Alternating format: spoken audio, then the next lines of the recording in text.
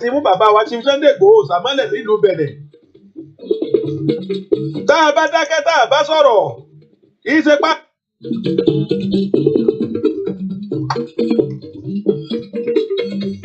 Alára ń ké ajérò ń fọ̀ o. Alára ń ké ajérò ń fọ̀ o. Ẹ̀fọ́mọdé yẹn mọ Igboho sàsílẹ̀ o. Igboho sàdémí tọkàntara.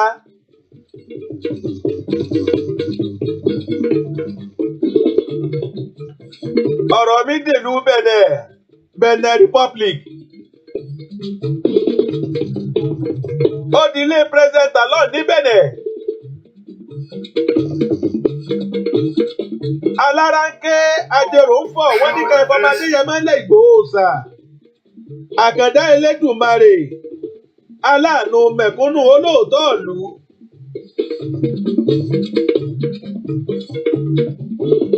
Kàkà kọ́mọ olóró jì sí kòtò mọ̀nàmọ́ná tan náà mọ́lẹ̀ fún. Ó lé lóṣù mẹ́ta díẹ̀ tẹ́ẹ̀ tí mú bàbá wa Chief Sunday Igboho sàmọ́lẹ̀ nílùú Benin. Tá a bá dákẹ́ tá a bá sọ̀rọ̀ kì í ṣe.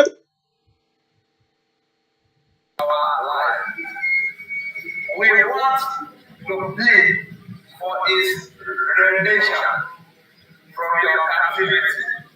We want to revoke the bad reputation placed on the head. To start with, we want you to know that this man is an indefatigable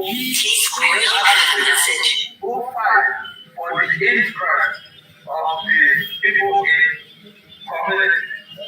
Most especially with the less privileged, disabled, and the indigent. Someone is ill, someone is trouble without being ill.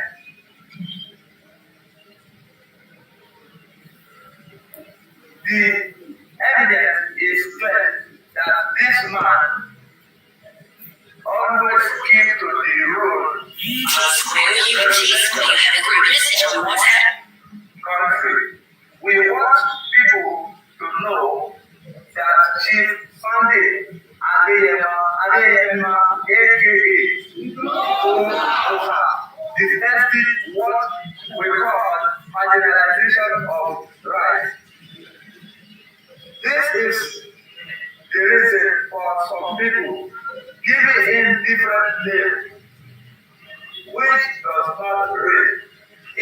is not a criminal, just as some people say he is, but an upright man who always proves his probity. Furthermore, most excellence, he is guiltless of all the allegations raised against him. To vindicate our point, is some of we disabled people and other and never neglect we disabled together with the indigent. It is pitiable that since the day he was arrested by Benin Republic government, all his assistants have been put to a stop. This shows that Benin Republic are unkind to we disabled. Here is Nigeria. Also, in Benin Republic. To be realistic, we did not speak to spoil the good day of Benin Republic, but to stay out the mind of we disabled.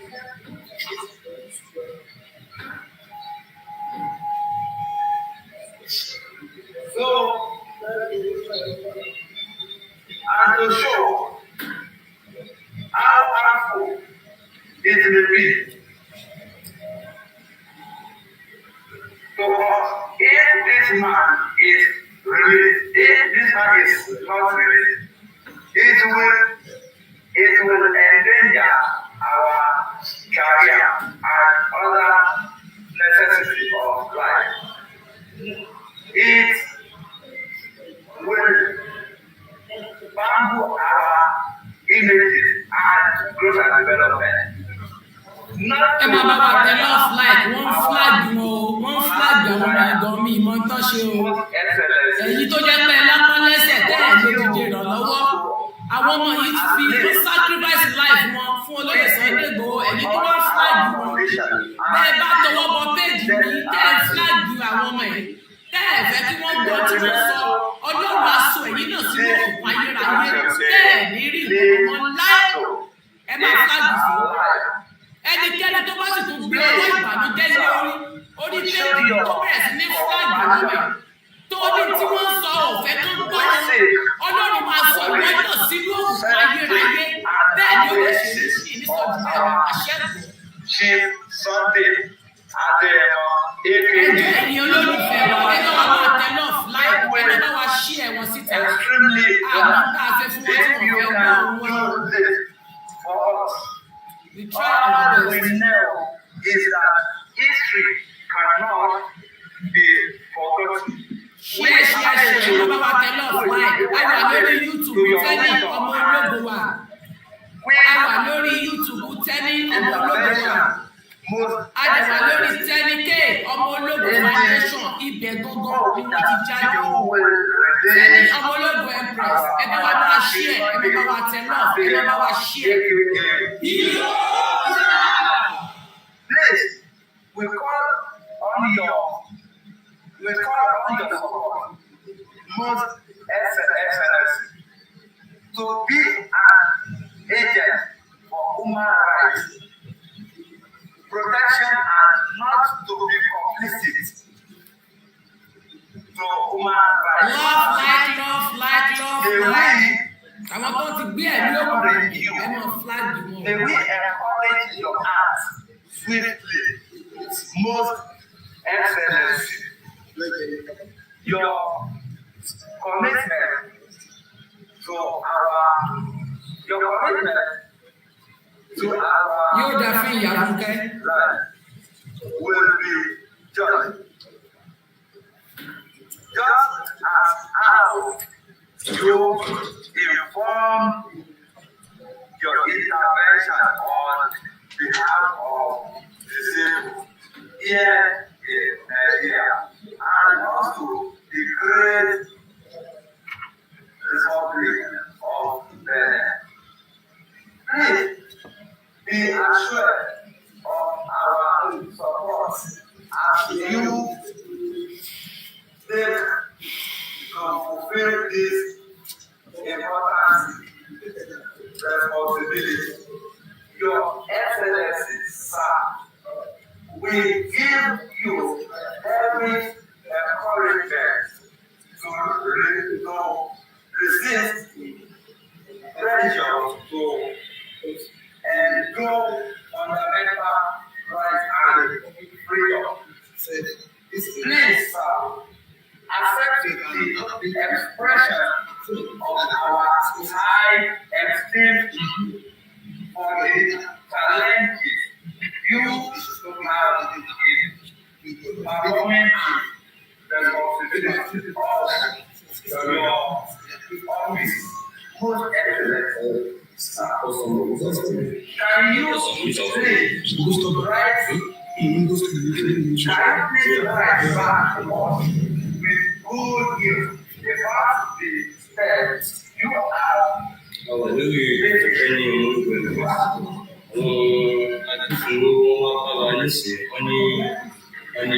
ayọ̀ aṣojú méjì láti lè wá sọ̀rọ̀ nínú ilé wọ́n sọ nínú ilé tí ẹ̀yẹ ní afẹ́ ìyẹn ní afẹ́lẹ́ fún báyìí.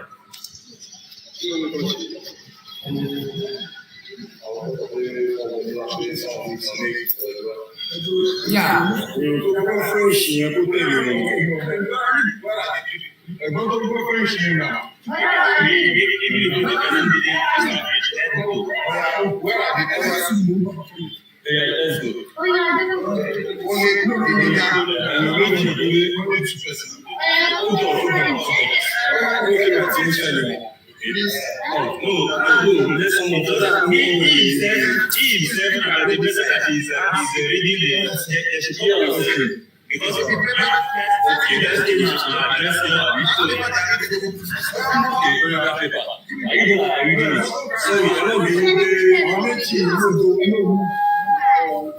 wọ́n ní kí àwọn aṣojú méjì agbóhùn káwọn aṣojú méjì tí wọ́n wọlé wá so that ọ̀tẹ̀ lọ sí inú ilé báyìí láti lè fi sí ọ̀tọ̀ tó dùdú àti àti pàtó lọ wọlé báyìí.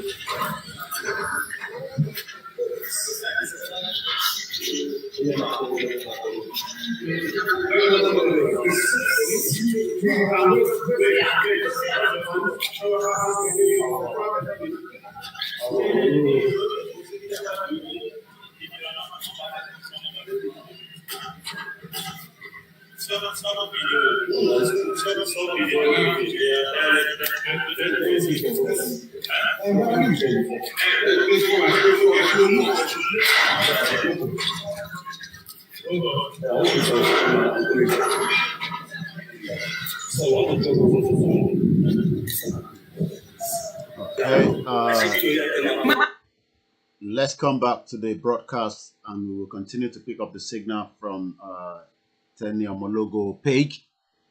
Mo kí gbogbo wa pé ẹ káàárọ̀ níbikíbi tí ẹ bá ti láǹfààní àti darapọ̀ mọ́ wa. What you're watching actually was a live transmission from Tenny Omologo, where I believe some of our beautiful brothers and sisters láti Ilẹ̀ Káàárọ̀ Oòjíire, they've decided to make their way down as usual, just as it's been done around the world, to Benin Republic.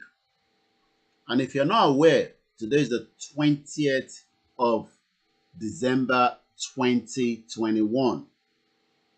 So it has actually made it 5 months today that Chief Sunday Igboho has been held in Benin Republic. We're going to go back into almost how it all happened, when the news broke in July 20, and the response from around the world. And the response up till now is exactly what you've been watching right there with that transmission coming from Benin Republic Embassy in Lagos. Just on Friday, there was another protest of such similar in Washington, D.C. So that means we are keeping the pressure going on a daily basis. Likewise, the legal representative are doing everything possibly best. But àwọn wo gangan ló ń hold the Chief Sunday Igboho in line against his human rights? Ṣé Nigerian government ni? Ṣé àwọn Yoruba ni? Ṣé àwọn ọba ni? Ṣé baálẹ̀ ni? Ṣé international community ni? This is all I want us to review again 5 months on that Chief Sunday Igboho has been held against his rights in Benin Republic. My name is Olawumi Koiki, and I welcome you all into the broadcast again. You can continue to watch that full program as it's being held on the Tenyomo logo page where it is being streamed. So we're going to be taking the signal in and out of it. I'm also going to be tagging again President Talon on Twitter, and I guess everybody now have his Twitter handle. If you haven't got it, let's show you the Twitter handle of President Talon. Lẹ́ẹ̀kan sí a kí gbogbo èèyàn ọmọ káàárọ̀ oòjíire. Ìbéèrè tá tún bí ìlú Benin Republic ni pé kí nìdí gan tí wọ́n fi ń hóòdì bàbá wa olóyè Chief Sunday Adéyẹmọ Igboho Òòṣà. What is the reason? Why is it being held? What is the purpose? Ẹ̀ṣẹ̀ wo ló ṣẹ̀? Kí ló ṣe gan tó fi di pé Chief Sunday Igboho continue to be held against his will? We want him out as quickly as possible, but it seems some element of people does not want Chief Sunday Igboho out. Àwọn kan ní wọ́n fi sílẹ̀ nítorí pé ó ní kò ní sí 2023 general election ní Nàìjíríà. Àwọn kan ní kò mọ̀rọ̀ sọ. Àwọn kan ní ó dá bó ṣe wà níbẹ̀ nítorí pé there is now peace in Nigeria. I've read a lot of comments from different people, especially those from the northern part of Nigeria. They are very, very excited, happy pé Chief Sunday Igboho níbi tó wà yẹn ó tẹ́ àwọn lọ́rùn pé kò fàjọ̀gbọ̀n kankan mọ́. Let's get the voice again from there in the Benin embassy where the protest is actually going on.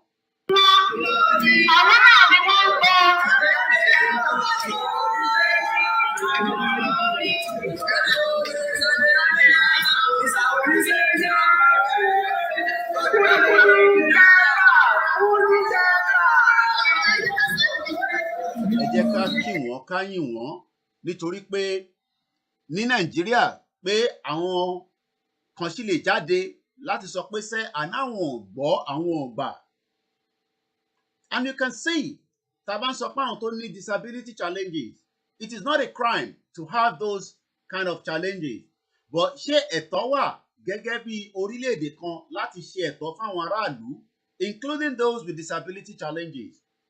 And this is what Chief Sunday Igboho is fighting for. So we can only appreciate these beautiful brothers and sisters that have made it down there today. Láti lọ fi ẹ̀dùn ọkàn wọn wọ̀n. Ìwọ tí o wá wà ébù, ìwọ tó ń bẹ̀rù, ìgbésẹ̀ wo nìwọ náà fẹ́ gbé? Ọ̀pọ̀lọpọ̀ a máa ní àmọ́ntá lè ṣe, àmọ́ntá lè ṣe. At least we were not told that this was going to come up. But we can see that they are dedicated. Àwọn ò ṣe máa bẹ̀rù pé ọlọ́pàá máa gbé wọn. I think it was last couple of weeks, I think 2 weeks ago, náà lọ ṣe kan, and we saw that the numbers was not very pleased. Àwọn èèyàn ní ẹ̀rù ń bà wọ́n ní kọ́lọ́pàá má bàa gbé wọn, kọ́ má bàa lọ tì wọ́n mẹ́wọ̀n. But Igboho fúnra rẹ̀ náà nísìnyí has been held in Benin Republic for 5 months, láìṣẹ̀, láìrò. Let's pick up the signal more again. Ọ̀pọ̀lọpọ̀ yín tẹ́ wà lÉkòó, tẹ́ bá sì lè débẹ̀ láti lọ fi ẹ̀dùn ọkàn yín náà wọ̀n kó pọ̀jù náà. But people prefer to sit down and watch it, especially àwọn tó wà lÉkòó. Ọ̀pọ̀lọpọ̀ yín lẹ ní ẹ fẹ́ràn Igboho, but nísìnyí ẹ̀ ń rá àwọn tó jáde nísìnyí, ẹ̀yin náà ẹ gbé ọ̀kadà ẹ lọ darapọ̀ mọ́ wọn níbẹ̀. ẹ lọ fi ẹ̀dùn ọkàn yín wọ̀n pé àníṣe Benin Republic àbáyíjà but ẹ bá wa fi bàbá wa Chief Sunday Igboho sílẹ̀. If you don't want him in your country, just let him go. Allow him to go. That is all we are asking for. Èèyàn tó ṣe nǹkan kan kódà Nigerian government to submit any document láti sọ pé ẹ̀ṣẹ̀ báyìí ló ṣẹ̀. Àwọn tó jáde nísìn, the only thing tàbí lọ́wọ́ wọn ni kíní their disability walking stick tọgbọ́n jáde. And these are the people that are also missing out in Nigeria of today. Tá bá ń sọ pé Nigeria ò dá, our people, including the other tribes that have one challenges or the other, are not being taken care of. Tó bá jẹ́ ìlú òyìnbó la wà, ẹ jẹ́ ká sáré lọ wo ẹni tó bá ní disability. Lẹ́ẹ̀kan sí a kí gbogbo ẹ̀yin tí ẹ ti darapọ̀ mọ́ wa ní gbogbo ibi tí ẹ ti ń gbọ́ wa. Let's just go and look at ẹni tó bá ní disability in UK. Is it a crime? Kí làwọn ẹ̀tọ́ téèyàn láti ní gẹ́gẹ́ bẹ́ẹ̀ tó bá ní disability? What is your right? As people, disability rights in UK. Àwọn tẹ́ ń wò yìí, àwọn tó yẹ kó jẹ́ number one priority ìjọba Nàìjíríà ni. A dẹ̀ dúpẹ́ lọ́wọ́ wọn. A dúpẹ́ lọ́wọ́ ìyá wa Tẹ́ni Ọmọlógo náà for putting this together. And this is what we want to see. Ẹ má bẹ̀rù pé ọlọ́pàá máa tì yín mọ́lé, àní kẹ́ jáde lọ síwájú embassy Benin. Kẹ́kọ̀ọ́ náà fẹ́ gan ọkàn yín wọ̀n ní ẹ kúkú gbé kùmọ̀ lọ síbẹ̀, ẹ gbébọn lọ síbẹ̀. All you've got to do is to show that you are not pleased with he being held in Benin Republic. Ó ti ń lọ pé oṣù mẹ́fà, ó ti pé oṣù márùn-ún lénìí. Today is the 20th. Chief Sunday Igboho was held in Benin Republic on the 20th of July. 20th of July was the day that the whole world knew that something was wrong when Chief Sunday Igboho was held against his wish. My name is Olayomi Koiki, and as we continue to review why Chief Sunday Igboho is still being held in Benin Republic. It was a breaking news on the 20th of July for so many people, apart from àwa tí a ti gbọ́ kó tó di pé news yẹn jáde wá bá èyí tẹ́ wà níta.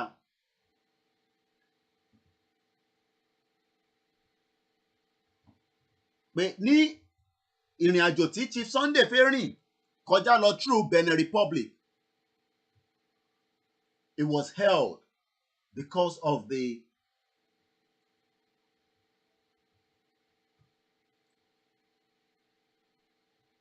message that the Nigerian government already passed through all the ECOWAS countries.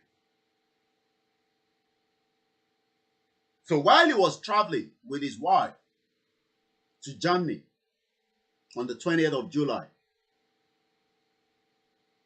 his name flagged and he was stopped. We already had a Zoom open for the benefit of those of you that want to have your say as well. The link is already on the broadcast and you would have an opportunity to express your feelings and probably tell us àwọn wo gangan ló ń di Chief Sunday Igboho mú and for what reason. Wọ́n ti gba lawyer ṣì ń ṣiṣẹ́. Àwọn kan ní lawyer compromise. I mean, people have different views, but all I can say is all the lawyers are working their best. But ṣé judicial system Benin Republic ǹjẹ́ ó ń ṣiṣẹ́? Ǹjẹ́ the judicial system Benin Republic ǹjẹ́ ó ń ṣiṣẹ́ rárá? That is the question I want to know. So, a máa sọ̀rọ̀ lórí disability right tó yẹ kí aráàlú máa jẹ ní Nàìjíríà. But before then, a fẹ́ lọ sí Twitter handle President Talon lẹ́ẹ̀kan sí. A fẹ́ lọ béèrè lọ́wọ́ ẹ̀ pé kí nìdí gan tẹ́ ṣe ń hold Chief Sunday Igboho ẹ̀ṣẹ̀ wo gan ló ṣẹ̀? I believe in every part of the world, bíyàn bá ṣẹ̀, èèyàn máa ń lọ sí kóòtù ni, àbí bẹ́ẹ̀ kọ́? Ẹni tó bá ṣẹ̀ nílùú kan, ẹ máa gbé lọ sí kóòtù. Tẹ́ bá dẹ̀ gbé dé kóòtù yẹn, àwọn adájọ́ máa wo gbogbo ẹ̀sùn tó bá fi kún ẹni yẹn. Tó bá wà guilty, wà á ní kó sentence ẹ̀ based on ẹ̀ṣẹ̀ tó ṣẹ̀. Tó bá dẹ̀ wà guilty, ẹ fi sílẹ̀ jẹ́ kó máa lọ. But we must also remember something that we need to also understand. Since he's a political prisoner, kí ni òfin sọ ní àgbáyé fẹ́ni tó bá ń sá àsálà ẹ̀mí ẹ̀ fẹ́ni tó fi pa? Kí ni òfin àgbáyé sọ? What is the law that the world, the international law, the United Nations law, the ECOWAS law, the African Union law? Kí làwọn òfin yẹn sọ? Gẹ́gẹ́ bí ẹni tó ń sá is not going to be the first one. So many people are political prisoners around the world because ìlú tó ń gbé àtijọba tó wà, there are so many people that are fighting them. And it is all over the world. Kódà àwọn ọmọ Amẹ́ríkà míì gan ti di political prisoner. I'm sure you know that. Nítorí pé bóyá ó lọ release information tó ní kò jẹ́ kó release. And that is why we must not allow Benin Republic to go away with this. We must continue to ask the question. So let's go and see the Twitter handle of Benin Republic this morning. Wọ́n fà náà ìtẹ́jú bá sì fẹ́ máa gbọ́ ètò àwọn tó wà ní embassy yẹn lọ. Ẹ lè join, Tenny Omologo on our YouTube, and you can be able to follow that, which I am still following as well on the sideline here from my own screen. I can still see them. They are still there. But because we want to talk about so many other things and we want to show you so many other things, but we will pick the signal from there as well as we continue. So let's come again to at Practice Talon PR. That is the official Twitter, President Talon. It doesn't matter whether it's the personal person that is viewing it, but in your corner behind this screen, don't go message tan post síbẹ̀. So we're going to do the same thing again this morning. Also, we're going to allow people to come through with the link via the Zoom. Fanfana tó bá fẹ́ darapọ̀. You can also call. It's going to be very, very interactive. Who are those behind? Ṣé àmúwọ́ Ọlọ́run ni? Okay, we have agreed. A dẹ̀ ń bẹ Ọlọ́run pé k'Ọlọ́run bá wa tú sílẹ̀. A dẹ̀ nígbàgbọ́ pé inú oṣù yìí lágbára Ọlọ́run ti Sunday Igboho Ọlọ́run máa tú sílẹ̀. A dúpẹ́ lọ́wọ́ gbogbo ẹ̀yin tí ẹ ti ń ṣe àdúrà, èyí tẹ́ wà nínú àwẹ̀, àwọn tó ti jáde tó lọ protest, àtàwọn tó ti ń protest náà. Single-handedly, ìyá wa kan nìkan ló jáde níjọ́ Saturday láti lọ sí number 10 Downing Street. But before I show you that, so that we do not muddle everything up, let's now do a tweet again this morning, as we do all the time. So we're going to go on his page, and then we're going to say, hashtag President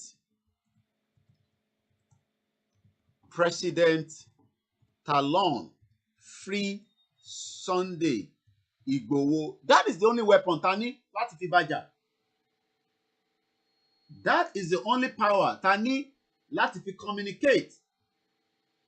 So, and then we can then tag so many people, Biden, as many people as you can remember, Obama, whether you agree with them or not, Michelle Obama, Pope, Sherry Bubamile. These are the people, Boris Johnson, Talatonoti, United Nations. We want to tag as many people as well. UNPO.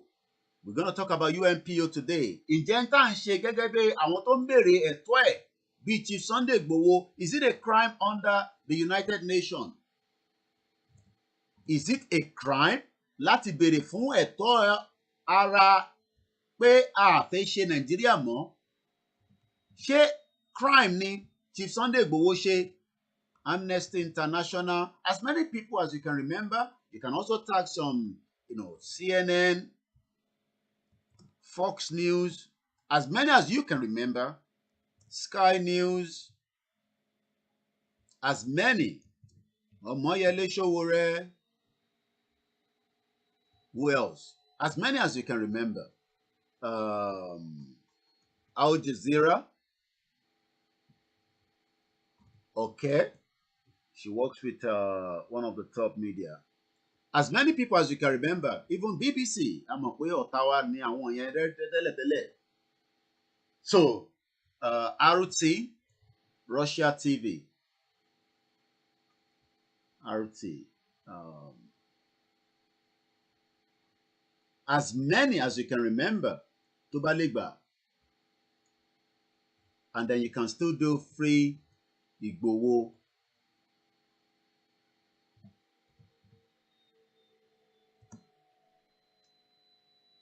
Macron, okay, one in France as well. France president, Macron. AFP, yeah, AFP agency, and Macron. Macron, French president. Boni Twitter and the Tiawa. Emmanuel Macron Colombier. Sometimes if you are not familiar with them, you have to be careful so that you don't tag somebody else. Okay, I can't see Macron there. So let's put French, France.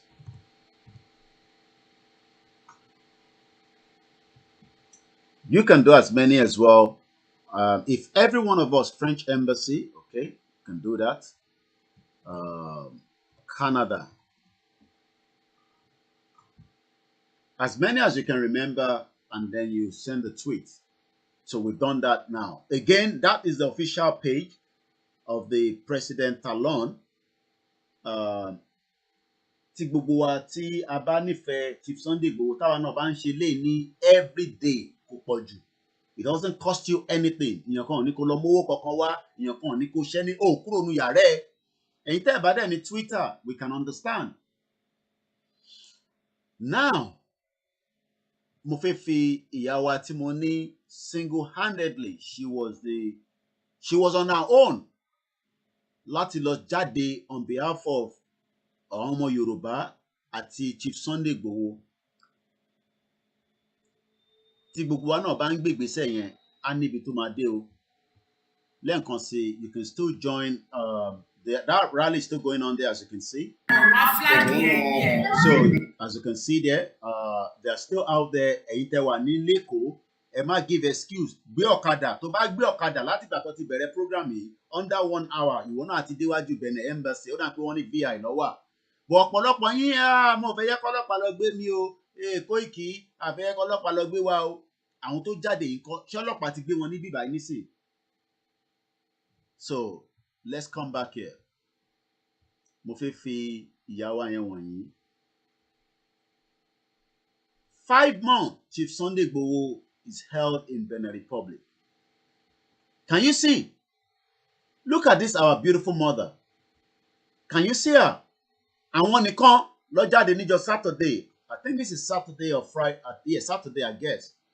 In the cold weather. Inside the cold weather ni wọ́n jáde single-handedly láti lọ fi ẹ̀dùn ẹ̀dẹ̀ àwọn tó wà lẹ́yìn. Ṣẹ́rí gbogbo àwọn tó wà lẹ́yìn yẹn, àwọn yẹn náà wá protest fún kankan ni. Ṣẹ́rí tá bá ní ká jáde ká protest.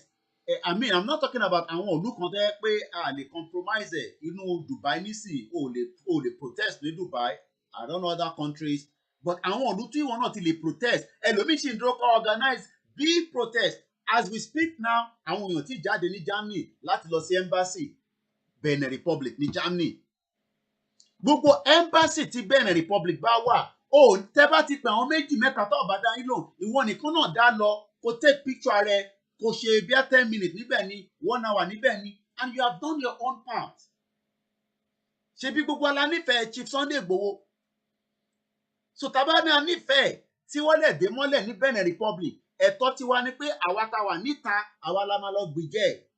But gbogbo wa nísìnyí orí social media yẹn nìkan la fẹ́ jókòó sí, ká lọ lórí program, ká wo program yẹn. But àwọn ìlú tá wà, àwa náà yàtọ̀ sí ìlú tó bá tẹ bá mọ̀ pé ó lè difficult, a lè ní kẹ́ jáde, because that means we'll be compromising that. but ìlú tó bá difficult you should be able to go out ṣe báwọn kan ló jáde nísìn ní Nàìjíríà. This is Nigeria. So ẹ má rò pé wọ́n di àkà tí wọ́n ṣe dáwọ́ rí náà lò. ṣèbí Nàìjíríà làwọn ilé wà nísìn tó ti jáde nígbà tó organize it tó put it together, you know, within themselves pẹ̀lú àwọn tó bá wà behind it. It's a good initiative. Èèyàn mélòó náà ló fẹ́ ṣerú eléyìí ní other Africa bá ṣe ń sọ̀rọ̀ nísìn àìtí rí protest kankan ní other African countries tí Benin Republic wà. We haven't seen it. Ṣé kò sí embassy Benin ní other African countries ní tí ẹ lè jáde? Ṣé Benin nífẹ̀ẹ́ Chief Sunday Igboho? Àwọn ọmọ mi wá kan nísìn àwọn nìkan ló jáde. We are not animals. Hashtag we are not animals. Hashtag Benin Republic free Sunday Igboho. Don't treat us like animals. One single-handedly mother in a cold weather, she went out on her own. Kọ́nà bá wa kẹ́ wọn. Ọ̀pọ̀lọpọ̀ àwọn ìyá kan náà ti ń lọ bẹ́ẹ̀. But a gbọ́dọ̀ jẹ́ kó rẹ̀ wá at this time, a dẹ̀ gbọ́dọ̀ jẹ́ kó sú wa. We must continue to demand freedom for Chief Sunday Igboho because he's not a criminal. He hasn't committed any offense. It's because the federal government does not want him out. The politicians are worried. Our kings are worried. Our baale, they are worried. International community, everybody is worried that Chief Sunday Igboho being held in Benin Republic is for their own good. Ǹjẹ́ àwa náà máa wá allow yẹn? Ìgbésẹ̀ wo làwa fẹ́ gbé? Effort wo la fẹ́ ṣe? We have so many groups. We have different WhatsApp groups. We have different organizations. And I can also confirm now that can say that there's a now rebrand and new Ulano UK. And we'll be expecting a lot from them. I've been in touch with them. And very soon, they'll be coming out to tell us more about the plan that they have as the representative of Ilana UK. If you want to know more about them, get in touch and I will forward all the details, and I'm expecting those details as well to be sent to me in terms of the contact number, Anthony Latima Basoro, email address, and they have a Twitter handle. And let us, especially our town in the UK, Ejeka Darapọ̀ mọ́ wọn, even if you are part of another group, that is Ilana UK that Professor Banji Akintoye is also aware of. I believe we have a... Okay, call Wolundu. Okay, it's just one of my other numbers. I'm not worried. So, if you need to know more about the Ilana UK, I'll send you all those details. And I spoke to one of the representatives of Ilana UK. And very soon, you'll be hearing a lot from them and the plans that they have for this campaign of us leaving Nigeria. All hands on deck, Ondo Yiboman sọ. Tèmi bá gbé níbí, ẹ̀yin gbé lọ́hùn, kẹ́nìkan gbé lọ́hùn, kẹ́nìkan gbé lọ́hùn. We must not keep quiet while Chief Sunday Igboho is held in Benin Republic. Kò jẹ́ ká keep quiet rárá until it's released. And when it's released, you know, we can then start another kind of campaign. Self-determination is not a crime. We have the terrorists that is terrorizing millions of Nigerians on a daily basis. What better in Nigeria of today anymore? You know that, I know that. Everybody knows that. You cannot just travel the way you want, according to your own, without being terrorized by the military, by the security that is even on the road. This is what Chief Sunday Igboho was fighting for. And that is his offense between him and those that want him there. So àwọn wo gangan ló fẹ́ kí Chief Sunday Igboho wà níbi tó wà yẹn. We have all the celebrities. They are not interested. They are not interested. We have all the influencers. They are not interested because as far as they're concerned, there's peace in the land. Igboho is no longer around, so there's peace all over Nigeria. Is there peace in Nigeria?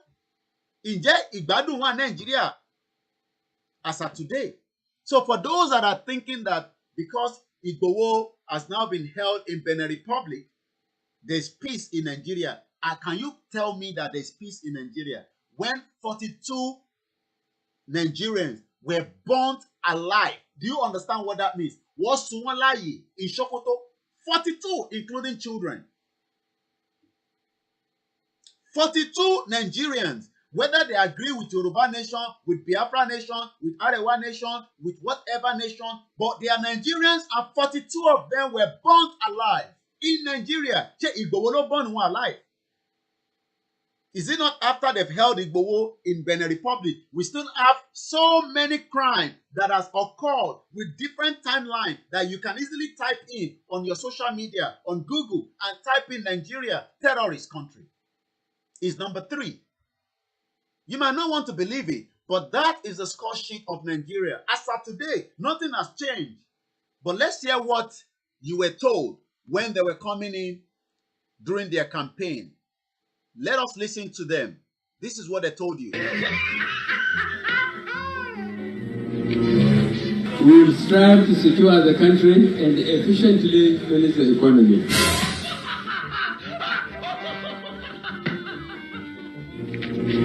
We will strive to attract poverty through broadly shared economic growth and attacking corruption through impartial application of the law.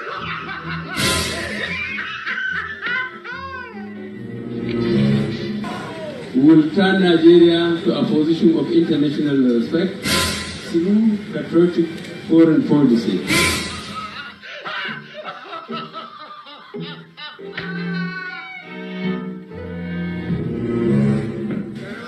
Preserving the nation's future is a sacred obligation to all of us in this great party.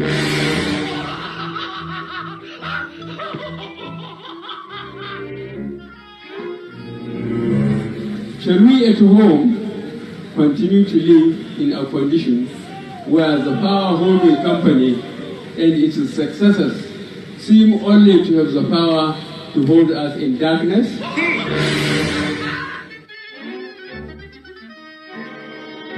Shall we continue in a situation where 250 of our daughters have been abducted and the government has been unable to rescue them? Or provide credible information about what steps they are taking? Sweet. Shall we live in a nation where several people were trampled to death in search of jobs in a stadium, and yet no one has taken responsibility for the tragedy? Tasty.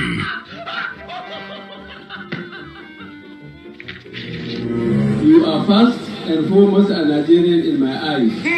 I shall treat you equally as my people, my national family, my brothers, and my sisters. Divine. We will be a compassionate government. For out of compassion arises the truest form of wealth and progress a society can attain.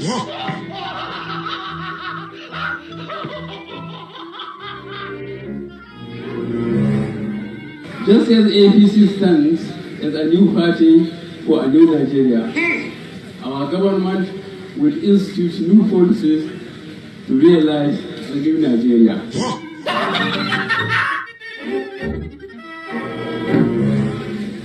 On corruption, the government will enhance EFCC's power to investigate independently.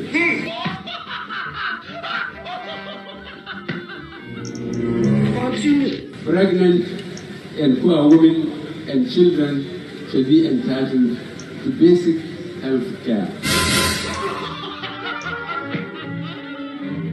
When all is said and done, let it be written that Muhammad Buhari gave for this nation in concern for its present condition and a resolve to make things better for Nigeria. Oh my God. So, is that Chief Sunday Igboho's fault for having an economy that is not working, insecurity, welfare, education? You can add yours to that as well. Is that the fault of Chief Sunday Igboho? Ṣé ẹ̀ṣẹ̀ Sunday Igboho ni pé gbogbo tí àwọn Buhari, APC àti Ọ̀ṣínbàjò tọ́ka kalẹ̀ when they were coming in 2014, promising heaven and earth, next level, dead level, evil level, where children kidnap, rape, IDP camp all over Nigeria, refugee camps all over Nigeria, the capital poverty of the world, Nigeria. Nigerians being disrespected in UAE, being disrespected in Togo, in Ghana, being disrespected in United Kingdom, in America, all over the world. Is that the fault of Chief Sunday Igboho? Ṣé ẹ̀ṣẹ̀ Sunday Igboho ni pé Nigeria is not working? So, why then have they decided that we will keep him in Benin Republic while we continue to prepare for 2023 general election? And who are those? How many of them are giving advice to Benin Republic to keep Chief Sunday Igboho right inside the country? Àwọn wo ló ń ṣe advice yẹn on behalf of Nigerian government, on behalf of the Yoruba politician, on behalf of Igbo politician, on behalf of the Middle Belt, the Arewa, the Fulani, or the international community? All the atrocity that is being committed in Nigeria, is it Chief Sunday Igboho? Ṣé Chief Sunday Igboho ló ń dá gbogbo pọ́blẹ́mù Nàìjíríà sílẹ̀ tí àwọn Fúlàní fi ń wọlé, tó ń wọnú church, tó ń rẹ́pù àwọn ọmọ kéékèèké, tó ń kidnap, tó ń gba ransom in their millions? The ransom that people do not even afford to have in their bank account. Àwọn èèyàn ló ń ta different things just to raise those money to save the lives of their innocent family that have been kidnapped, when the government should be protecting the lives. Even if you don't agree with Yoruba Nation, is Nigeria the right condition as it is? You don't have to agree with Yoruba Nation. Ṣé ẹ̀ṣẹ̀ Chief Sunday Igboho ni pé ó ń demand fún a better safety for the people of the Yoruba land? But somebody told us something as well that maybe we forgot. And lẹ́ẹ̀kan sí àdúpẹ́ lọ́wọ́ àwọn tí wọ́n ṣì wà ní iwájú Embassy Benin Republic. As you can still see there, they are still there, and we can only appreciate. Ẹ̀yin tẹ́ wà lÉkòó, kò tí cost yín anything kẹ́ lọ darapọ̀ mọ́ wọn. So let's come back here. Let's hear what a former Nigerian Navy Commodore Kunle Olawumi told us during that interview he gave inside the channel's television, I believe in Lagos. Let's hear what he has to tell us. It's not about sentiments. It's that there are a group of people in this country that feels that this country should be Islamized. So who are those group of people? Àwọn wo ni group of people yẹn? Àwọn wo ni cabal that wants Nigeria to be Islamized, and they are denying it? Lai Mohammed is denying it. Femi Adesina is denying it. Garba Shehu is denying it. Every Yoruba politician is looking away while the Yoruba land is being taken away from us. Gbogbo àwọn politicians wa tó yẹ kó sọ̀rọ̀, they are moving their eyes as if nothing is happening. They are pretending. But this man is telling us that there are some group of people. Who are this group of people? Are there evil people that we cannot know? Are there Anjonu? And we are now asking 5 months. Are they the same people that are holding Chief Sunday Igboho in Benin Republic on behalf of the federal government? Ṣé Fúlàní ló ń di Sunday Igboho mọ́ sí Benin Republic ni? Ṣáwọn Yorùbá ni? Ṣárẹ̀wá ni? Ṣé Middle Belt ni? Ṣáwọn Ìgbò ni? Àwọn wo gangan ni wọ́n wà behind the hold up of Chief Sunday Igboho? A dẹ̀ mọ̀ pé láìpẹ́ láì jìnnà Ọlọ́run máa bá wa tú wọn sílẹ̀ so that he can continue his journey. Is the international law still working at all in African countries? The international law, ǹjẹ́ ó ṣì ń ṣiṣẹ́?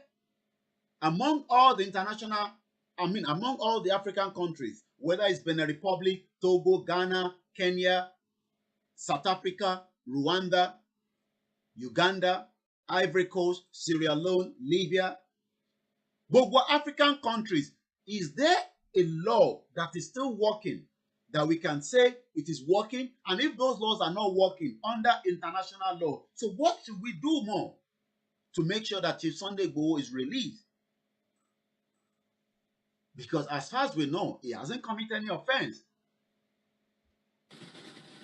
This is a fact. I said you want me to start mentioning names of people in this government. Did you hear that? He's giving us that it is a fact, and it is the same thing. If we all remember that Dr. late Obadiah told us. So, ṣé gbogbo evidence táwọn típù yìí sọ nísìn, ṣé irọ́ ló ń pa ni? Àwọn tó ń sọ̀rọ̀ yìí, are they lying? Are they telling us lies? That the problem of Nigeria that we are witnessing today is because there are some groups of people that want to convert Nigeria to an Islamic country. And they are bringing in all the jihadist fighter. 5 months today that Chief Sunday Igboho has been held in Benin Republic against his will. 5 months he has spent. 5 months. Today, the 20th of December, 2021. July 20 was when the news broke out that on his way to Germany, he was stopped in Benin Republic. They went to the court. His lawyers proved to the judicial system in Benin Republic that this man has not committed any offense. They said they wanted to do more investigation. Báwo ló ṣe dé Benin Republic? Àwọn wo ló rí ní Benin Republic? Àwọn wo ló bá sọ̀rọ̀? Àwọn wo ló, and they find out all those investigations and they found nothing against him, but they are still holding him. Why? We don't know. Kill your offense, nobody knows. They're just telling us that he's been held in Benin Republic because President Talon refused to allow the judicial system to work. Ṣé bá ṣe máa wá fi sílẹ̀ nìyẹn ni, and allow the judicial system not to work and then keep Chief Sunday Igboho held in Benin Republic without committing any crime? That we have interrogated.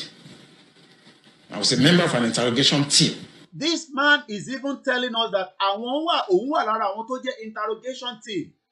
Chief Sunday Igboho ò sí nínú interrogation team. Chief Sunday Igboho is not one that says Nigeria should be Islamized. This man is part of the system.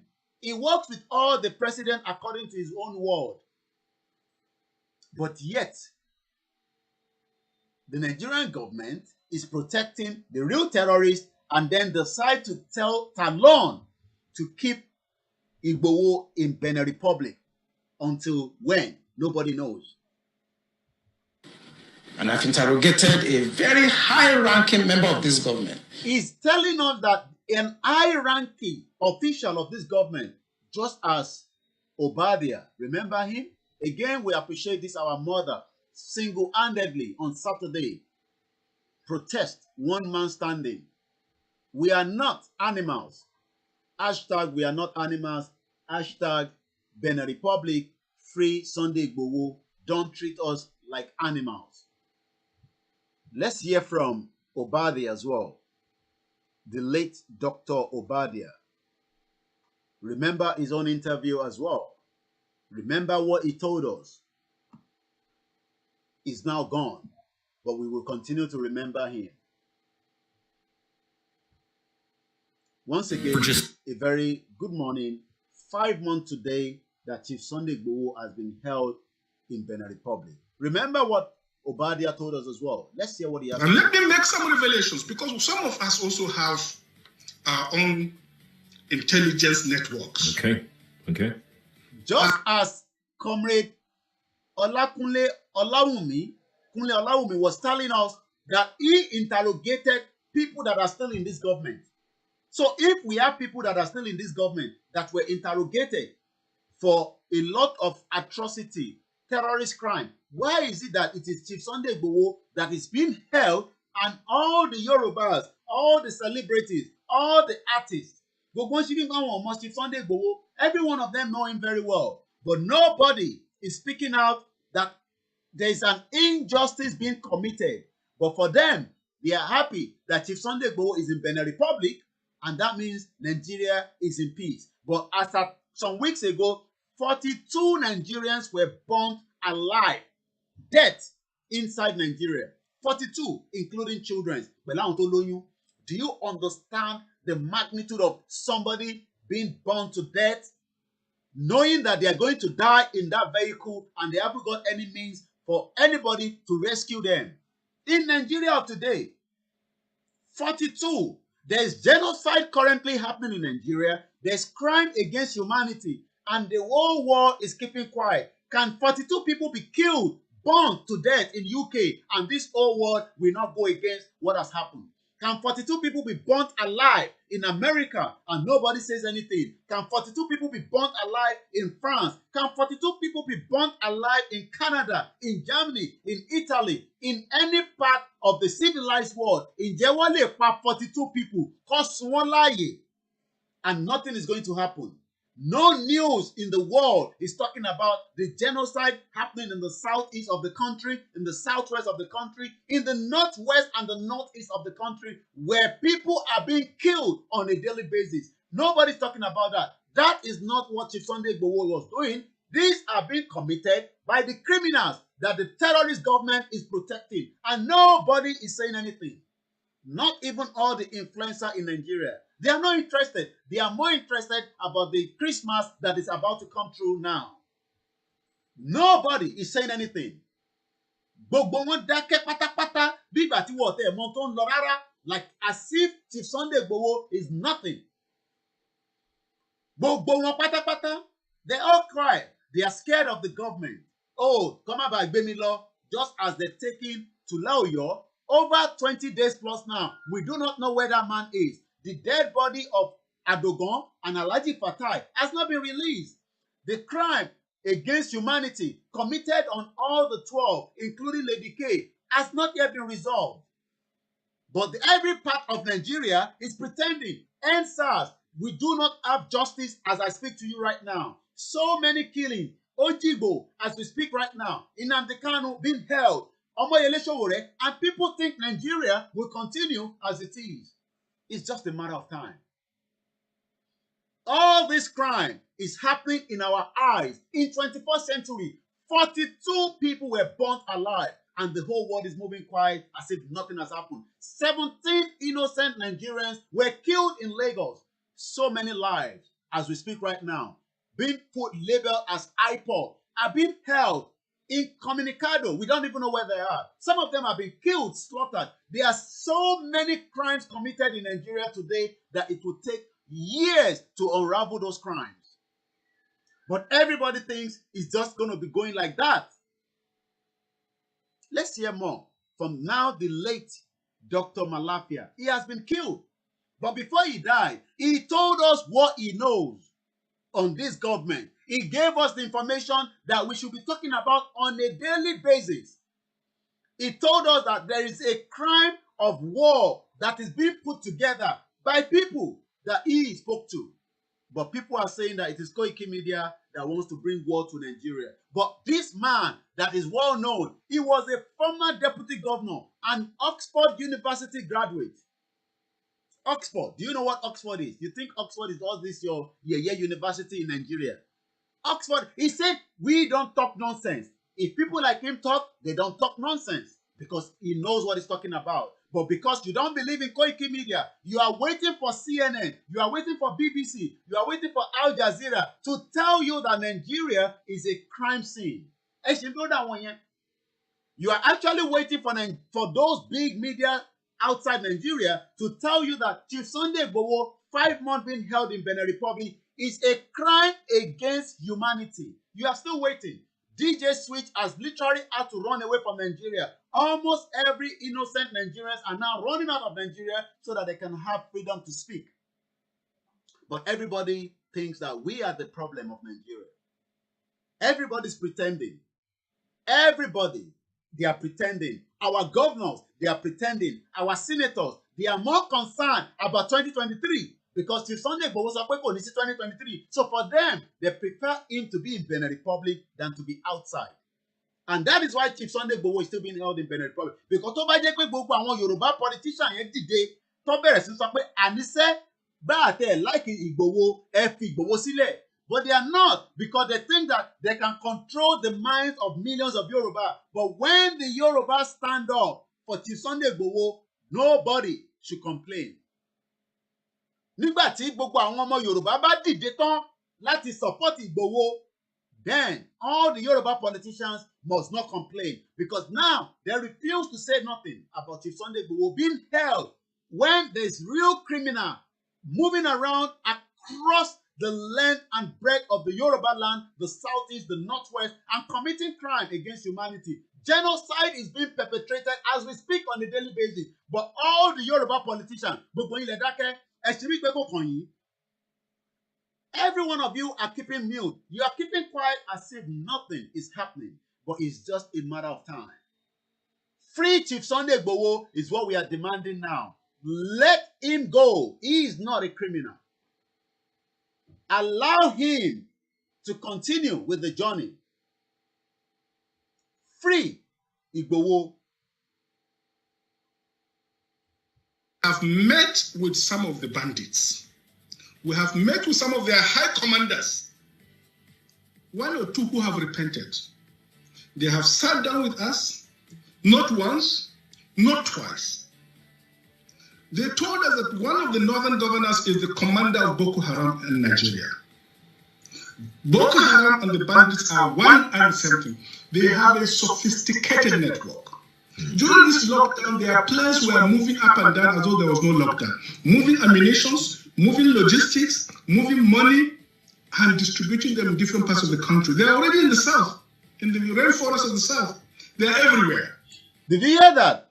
He said they were moving money, logistics, while we were on a lockdown of COVID-19. The terrorists were moving around. So do we have the security to be able to know that they were moving around? What happened to the DSS? What happened to the SSS? What happened to all the Navy? What happened to all the security architects in Nigeria to know that the terrorists are moving around? Everybody's keeping quiet as if nothing is happening. Their problem is Chief Sunday Igboho being held in Benin Republic. So Chief Sunday Igboho thought the Benin Republic. He favors everybody, but more killings has occurred even after Igboho has been held in Benin Republic. They told us that when they finish these rural killings, they will move to phase 2. The phase 2 is they will go into the urban cities. Now we are seeing those terrorists coming out gradually. We have seen them going into the church. They are going into the homes, even in Abuja, kidnapping people, taking them for ransom, kidnapping people in their homes and killing them. But the problem of the Nigerians that disagree is that Chief Sunday Igboho in Benin Republic is good for them. And they are living in denial because everybody knows that they are living in denial. They can pretend from now till tomorrow, but we have been told, just as we go back to that other video right here, that the real people that you don't want to know are already within the Nigerian system, whether you like it or not. What can we do? Everybody should think of what to do. Don't ask us what should we do. Everybody now must start thinking of what to do. Every single person. Hey, Koiki, what should we do? Hey, I don't know. Hey, you're talking too much. Hey, no. You should know what you want to do. I know what I want to do. What I want to do is what I'm doing now. Talking. Bringing the conscious mind of the whole world to know that Nigeria is a crime scene. There's crime against humanity and there's genocide being perpetrated among all Nigerians, regardless of their tribes, their ethnicity, their religion.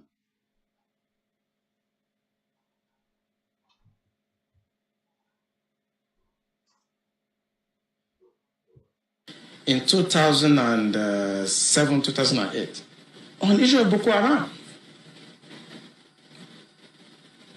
I interrogated him. He's in this government right now. Did you understand that? That somebody in Boko Haram that he interrogated rather, is presently in this government, and everybody's pretending as if nothing is happening.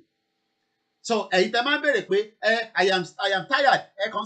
You two go and do something. You two make a role, play a role, start something now. Don't think that you cannot have the will, the power to activate. And what Nigeria, when they started fighting for Nigeria, they were in their 30s. So don't come online and say, oh, you two go and play your role. Put yourself together, 5 people, 6 people, do something. But everybody's waiting for a command system. You are waiting for a command system from somebody. Oh, Kiko Ikijoko nisi. Ẹ lọ ṣe eléyìí gbùsù. Ẹ lọ ṣe eléyìí gbàzà. No. We are not acting movie here. It's not a script. This is a reality. So if you are still sitting down and say, you do something. Everybody is doing something. When this man came out to speak, he said, they asked him, is your life not at threat? For saying, he said, kilo wa nínú life for me. Baba so amaku, Baba so amaku. So if you are thinking that, oh, if you try to do something now, you don't know what is going to happen, you might be the next victim of this terrorist killing. So everybody must do something. Whether you agree with Yoruba Nation or disagree with Yoruba Nation, you must start asking questions to all your representatives. Why are they talking about election now?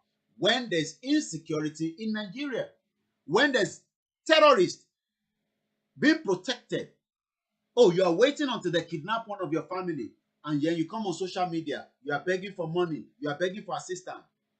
Ask those your Yoruba politicians within your caucus, within your vicinity. And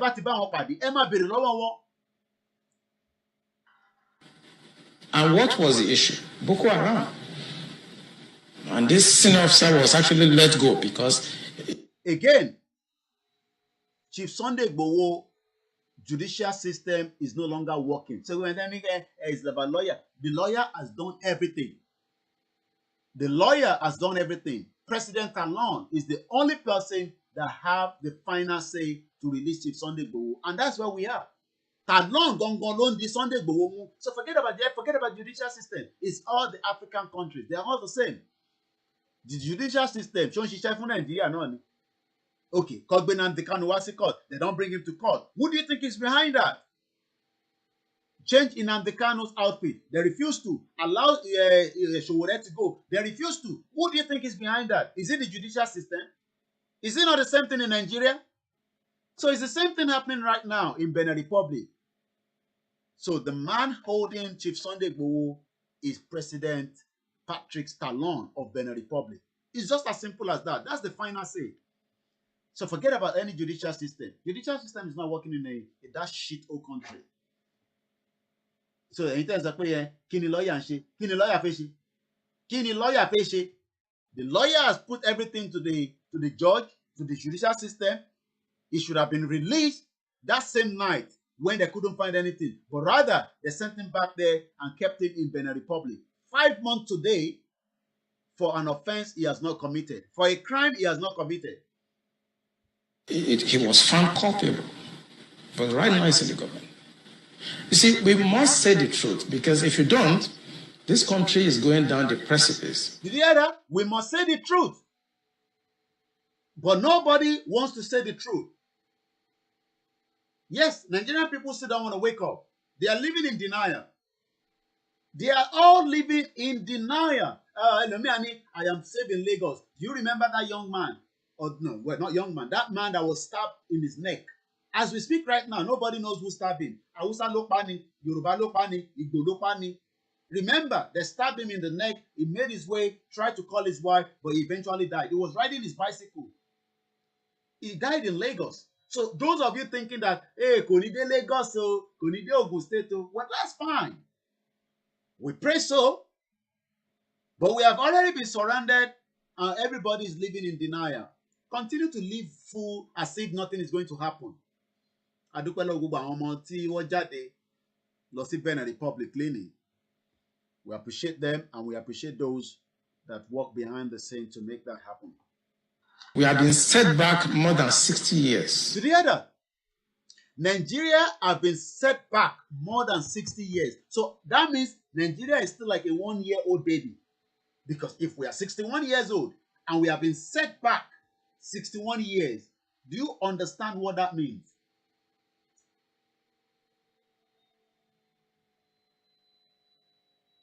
Benin Republic judicial system is not working. President alone is the only person that have the say. Láti sọ pé ẹ release ẹ jẹ́ kó máa lọ. And we pray. Where is Comrade Olakunle? Well, I believe he's still in Nigeria and safe and secure. I hope so. I don't have a contact of him, but I guess he was invited by the DSS. We just hope that he will continue to be protected and not killed like Obadiah was killed. Let's go more. Right now, we've gone back to the time before 1966. Now, do you understand in Ton Solenupe? We have literally gone back as far back as 1966 instead of us moving forward. But they are more concerned about Igboho being held in Benin Republic so that they can have an election in 2023. But everybody is asking, what next? Kí la máa ṣe Koiki? Kí la máa ṣe? So you want me to tell you what to do? As if you, ìwọ tí ó jẹ́ ọkùnrin, tó jẹ́ obìnrin, tẹ́ jẹ́ àgbàlagbà, tẹ́ jẹ́ arúgbó, so gbogbo yín nísìn àmọ́ ta lè ṣe. Ó dìgbà tí Koiki bá wá sórí ẹ̀ tó ní A, C, E, F, òun la máa ṣe. So anybody does not know what to do. Ẹ̀yin tẹ́ bá mọ àdúrà gbà, ẹ lọ sínú àdúrà kẹ́ máa gbà, and people are doing that. Àwọn tó bá mọ ìṣẹ̀ṣe ṣe, ẹ gbé ìṣẹ̀ṣe kalẹ̀, ẹ jẹ́ ká fi bá wọn jà. Àwọn tó bá mọ dísì ṣe, ẹ lo gbogbo tẹ́ bá ní ká fi bẹ Elédùmarè kó bá wa tú bàbá wa Sunday Igboho sílẹ̀. Tó bá wa tú Igboho sílẹ̀ tán, the movement continue. Ìyàn ní dá movement dúró.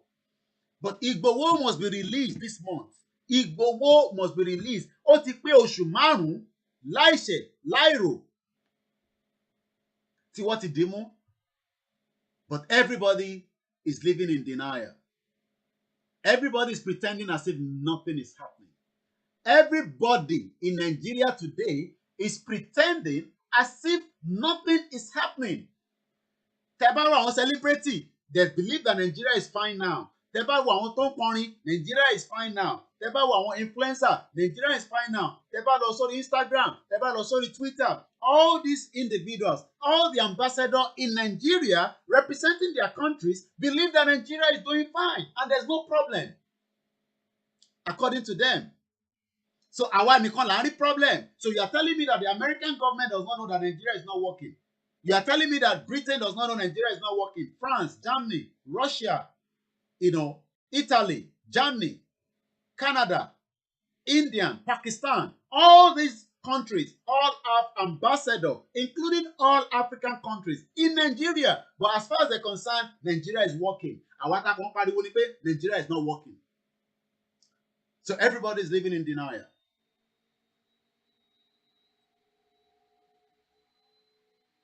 Everybody is living in denial. But everybody knows that it is just a matter of time before everything will spark. It's just a matter of time. It's already sparking because 42 people were burnt alive in Sokoto, in Nigeria. They are Nigerians. Women were there. Pregnant women were inside our buses. But nobody is saying anything. Everybody is keeping quiet.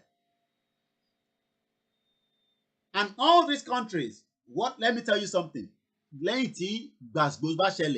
This country will fly in their aircraft with their navy fully equipped. Anybody but someone will have people for here. And they will move all their citizens as quickly as possible out of Nigeria, just as they did during the Afghanistan. Do you see what happened during the Afghanistan? I'll remind you. I'll show you some of the videos. When every countries that have their citizens in Afghanistan went with every military equipment to remove their citizens safely because and whoever is coming back to repair this country has a lot of work to do. There's nobody coming to repair this country, Mr. Man. He knows that, but he probably has to play that gallery to the mainstream media. Whoever is coming to repair this country. What country do they want to repair? Chief Sunday Igboho being held in Benin Republic is saying that his people are being marginalized, his people are being killed. That was his offense. But the real terrorists, as we speak today, are writing letters to the churches and telling them that we are coming for you in 21st century. They are now bold enough to come out of the forest. What in jáde nínú igbó? What in wọ́n gbé àwọn èèyàn? People are saying, let's take action on Benin Republic. You don't have to tell us that. You go and take that action. Àwọn tó jáde tí a fi wọ̀nyí, they are just making their way back now. Ìjẹ́wọ́ sọ fẹ́ nìkankan yàtọ̀ sáwọn tó jẹ́ organizer. Look at them there. Wọ́n gbébọn, wọ́n gbé kankan. They are now making their way home. They've put the message out. They've done their best. How many of you are going to do the same thing?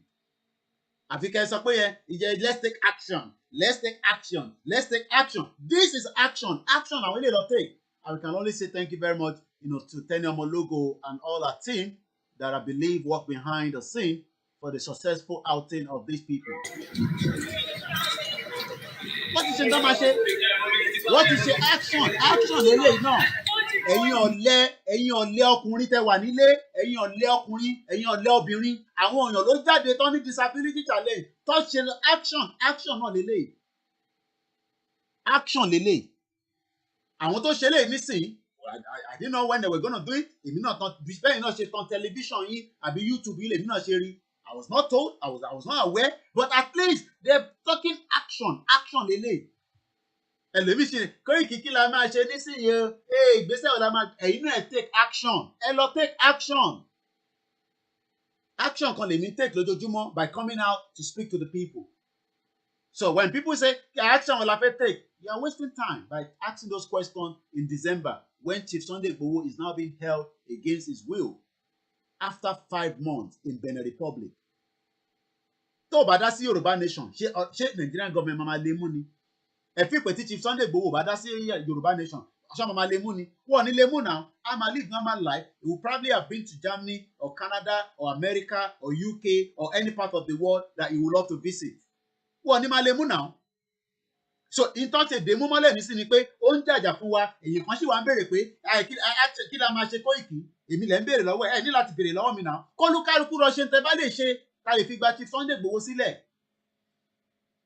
Kí la máa ṣe nísìn? Kí ni kàn mí pẹ̀lú kí lẹ fẹ́ ṣe? Ìtọ́ bá wù ilẹ̀ lè ṣe, ìtẹ́ bá fi pé ẹ lágbára tẹ lè ṣe.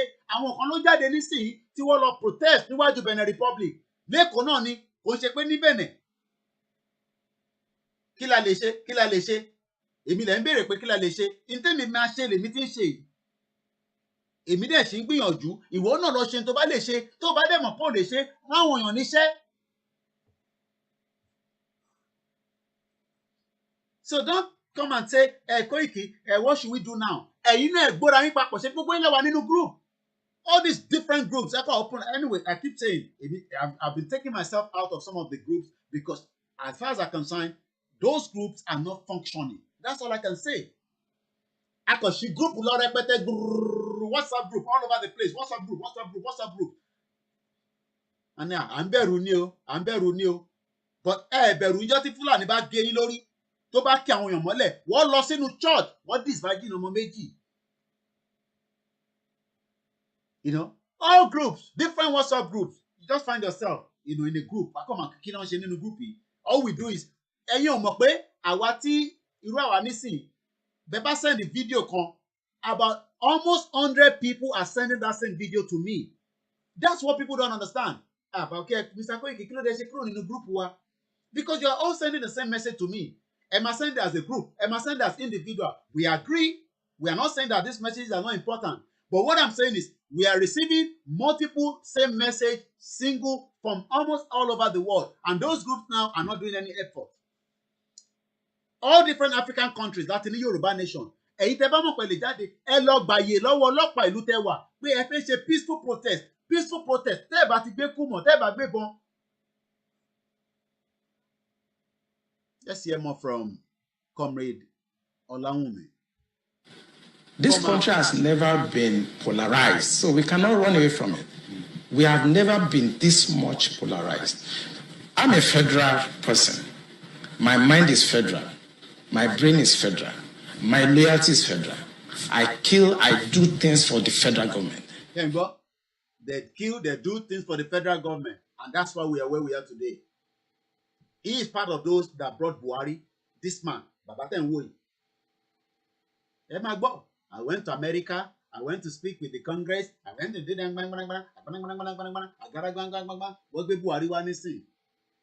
Buhari is dealing with every one of you.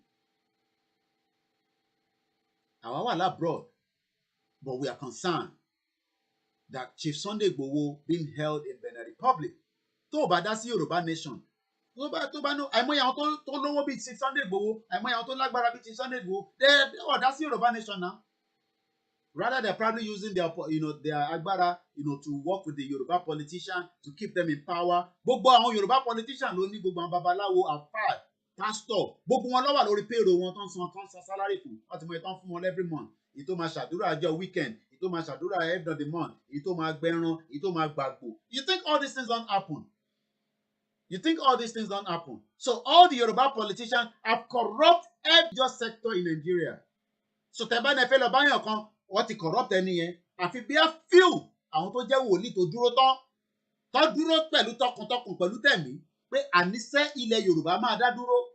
Majority of all of them are corrupt. The whole system is rotten. And they think that holding Chief Sunday Igboho,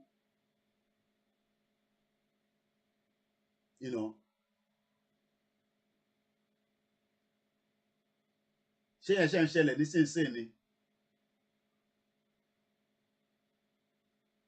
Okay, I'll find out. I'm just reading a comment on YouTube. I'll find out. Let's play this more. So I cannot come here and try to be sentimental. No, I'm a federal person. Will your life be at risk now that they're hearing you? I don't care. There you go. No, I don't care. I don't care. I don't care. And my colleagues, they know me. Those people that listen to me, they know me. I don't care. The issue is that this country is bigger than an individual. That is the issue. This country is bigger than individuals. Buhari will come and go. Benin.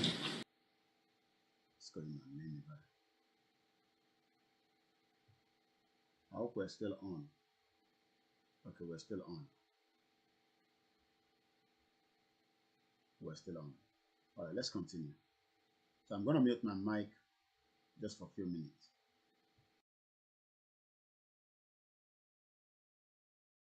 Eliminating me or killing me will not solve the problem and will not add value. But he will come and go, and somebody must come and repair the damage to the psyche of this society, the damage to the polarization, to the nepotism that I've never seen in my life. I work with all these presidents. This is the worst situation I've found myself. And believe me, internet does not forget. I was part of the people that helped to bring Buhari to government because I believe in him. Have you worked with the government after that? After you helped bring the government? Oh, of course, I worked with him. We brought him in 2015, and I work as the Deputy Director of Defense Administration. And we have a lot of hope in him. And we actually are ready to do anything for him. What he has turned out over the years is shocking to us. I was in Harvard in 2014, in December, when the Department of State Services and CIA and others were contemplating about Buhari and other aspirants. I know what we did to convince the American government. Do you understand what this man is trying to say? And for those that are bringing that breaking news, I'll be getting an update on that. I cannot say anything on air until I find out a little bit information of what is happening in Ibadan. So I'm not going to say anything, but so they're going to give me an update. I don't know how far the information is, and I'm not going to put it out yet until I have a better information. So you can feel comment here. Let's wait until I get an update. So don't just continue to put a comment. Let me find out. I'm waiting for that update to come back to me. As soon as I have that update, I'll be able to go ahead and say it. But I can't say anything yet until I have an update on that. So let's hear what this man is saying. So it's part of those people that went to bring Buhari to go and convince the world about a monster that has now dealt with every Nigerian. We are now a military government. We're in democracy. If the government does not like what we are saying, does not mean they should be attacking and running after people. But it is the opposite. It is the opposite. Attacking everybody. Irọ́ ti pọ̀ jù. Irọ́ ti pọ̀ jù. You know? Lẹ́ẹ̀kan sí mo kí gbogbo àti darapọ̀. 5 months it is today exactly that Chief Sunday Igboho has been held. Let's hear more from this man. That the only person that can come and put this country right is Buhari. That was before the Did you hear that? Àwọn lọ sí Amẹ́ríkà, àwọn bàbá yìí, àtàwọn kan bẹ́ẹ̀ lọ, to go and tell Americans that the only person that can fix Nigeria and bring Nigeria back to normality is Buhari. And now we are all facing the problem. Everybody's facing the problem now. Everybody ló ń jà rúṣọ̀ báyìí. Everybody. I'm sure pé àwọn alálẹ̀ gan ló kó sírú bàbá ilé lára tó fi sọ̀rọ̀ jáde. Do you know how many of them like that are still keeping quiet? Do you know how many of them are still keeping quiet?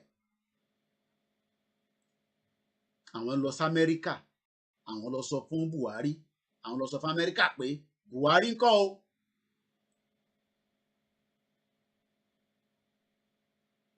Buhari ńkọ́ o, òun ni the best for Nigerians. And now everybody is feeling the pinch.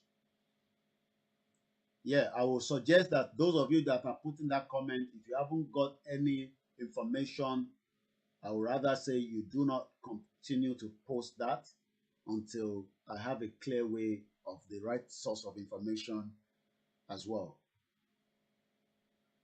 Easy kí ọkàn ti gbọ́n kankan tó confirm ẹ̀kan máa post it. I'm not saying it's not true, but I've just called Ibadan. And as soon as I have that information, before I leave the air, I will announce it if that is the situation.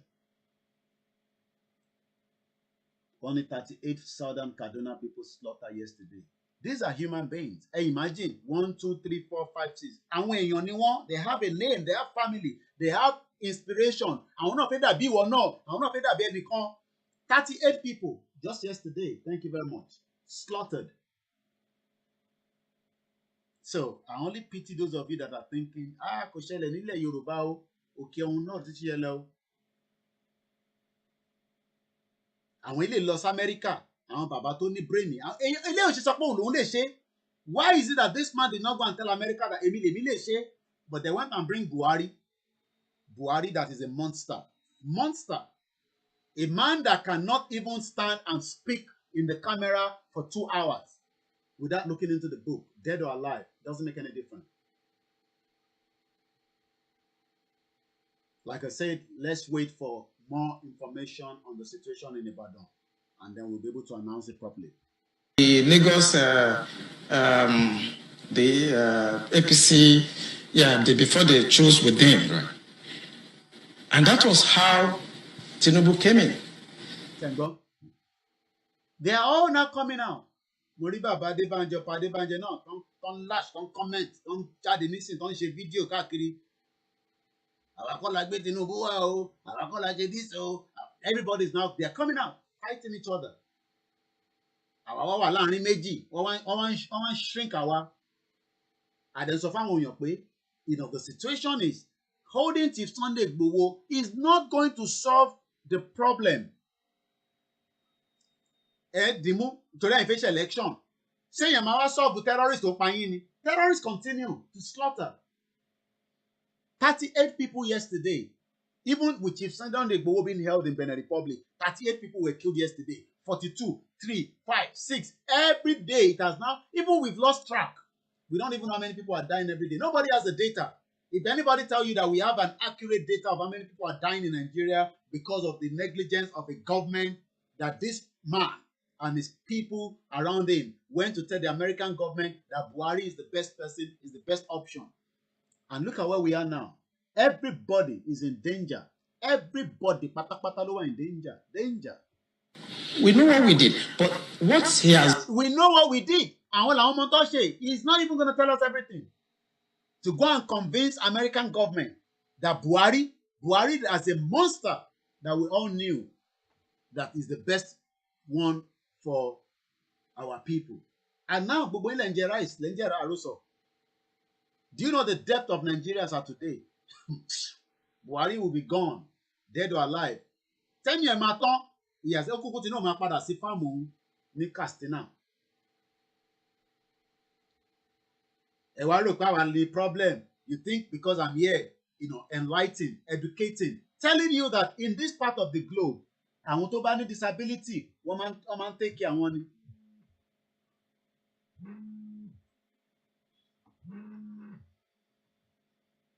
Lẹ́ẹ̀kan sí, let's say more. What was done in the past 6 years is shocking. It's unprecedented. And it should not be allowed to be swept under the carpet because the damage to the psyche of this country is monumental.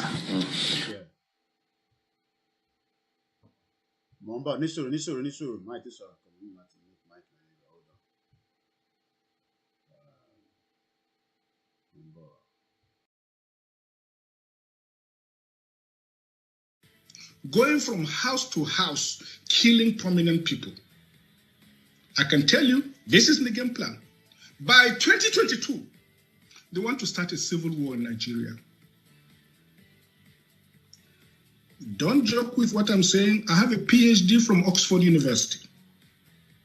I'm a central banker. We don't talk nonsense.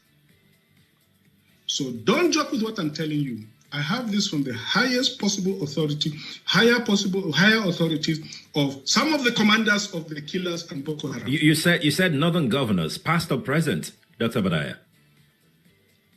No, current. No, they said one of them is one of them. And they are not looking for money. They have more than enough money. In fact, he told me they just came back from... Okay, yeah, I mean, I've got a background to what has happened in Ibadan. There was a bit of situation there, but I'm told it has not escalated, so it has been resolved. Yeah, there was a bit of problem near Soka Junction, Laroy, but that has not escalated and it has been resolved. So let us not escalate it more than what has not happened. So we try to escalate it more than what it is. So I've just called Ibadan Mobaso or anything. There was an attack on somebody on Soka Junction, but it has not escalated and it has been resolved. So that's all I can say. So we can just continue with the program. So I hope that cleared the air. So, Bashen Solo, Igboho Baba is now 5 months. The reason why I've just taken us those angles between Comrade Olawumi and Dr. Badia, these are the two recent men that knows the Nigerian system more than me. They know.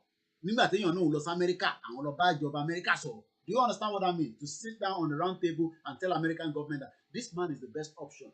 And Dr. Badia, late now, that told us that one of the current governor of the northern part of Nigeria is the leader of Boko Haram.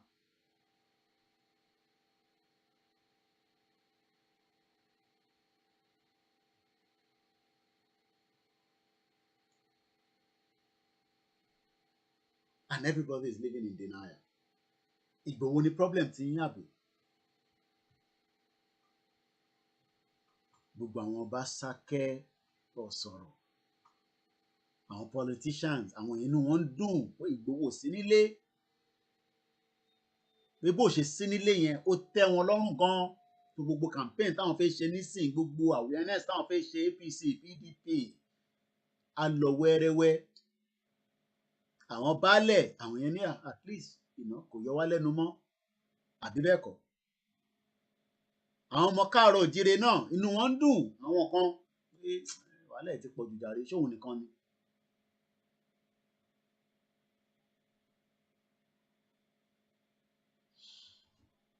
And we are all living in denial. Everybody mọ̀ pé Ìgbòho kọ́ ni problem. Every one of them wọ́n mọ̀ pé Chief Sunday Ìgbòho kọ́ ni problem. Gbogbo wa la mọ̀ ẹni tó jẹ́ problem. Gbogbo wa pátápátá la mọ̀ àwọn tó ń fún wa ní problem. But because a fẹ́ sọ òtítọ́ fúnra wa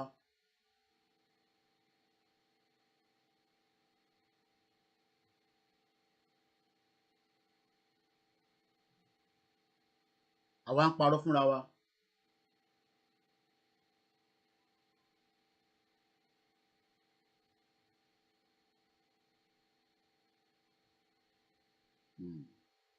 Okay. Like I said, I've confirmed the situation at Soka Junction, and I've even received the image of the person that was attacked. I've got the image here, but I'm not going to show us. All I can say is it has been resolved. For those that might still want to be carrying that news.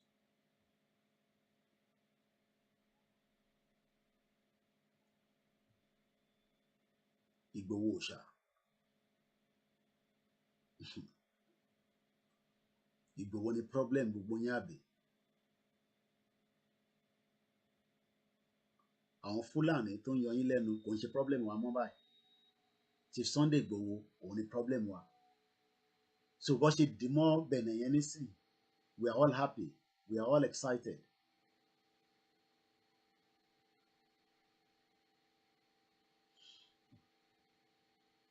Just because he keeps saying that my people must be free. And everybody is living in denial.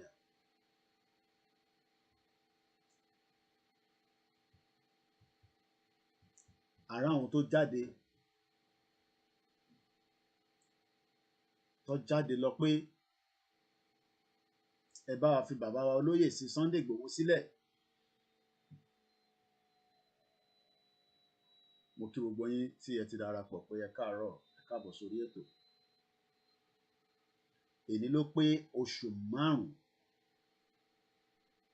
tí ìjọba Benin Republic tó di Sunday Igboho mú. 5 months today. 5 good months.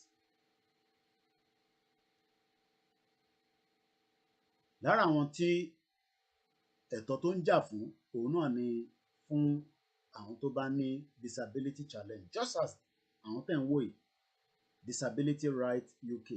Lára àwọn ẹ̀tọ́ tí Ìgbòho ń jà fún ni tó torí ẹ̀ lọ pa èèyàn 2 sínú ilé ẹ̀. Gbogbo wọn ló fi pa. Ọlọ́run ló ní kí Mọ́rẹ̀mí wa Lady K wà níbẹ̀. Ọba pa gbogbo àwọn tó wà nílé yẹn ni. Nǹkan mi làbá máa sọ. Wá dẹ̀ sọ pé unknown gunmen. Unknown gunmen bó ṣe pa Ìyáfẹ́lá, bó ṣe pa Délé Gíwá, bó ṣe pa Tolúlọpá Rótilẹ̀, bó ṣe pa Fúnṣọ́ Williams, Bọ́lá Ìgè, and anybody you can remember, Chief MK Abiola.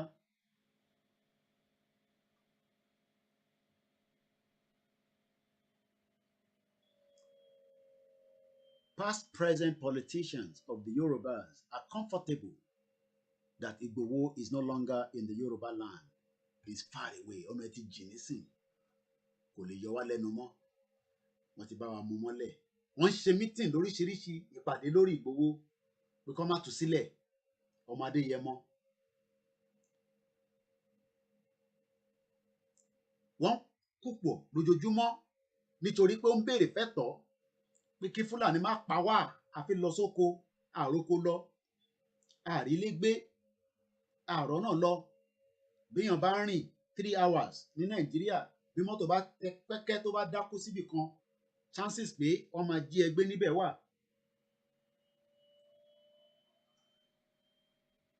èmi mọ̀ pé láìpẹ́ láì jìnnà Ìgbòho máa jáde.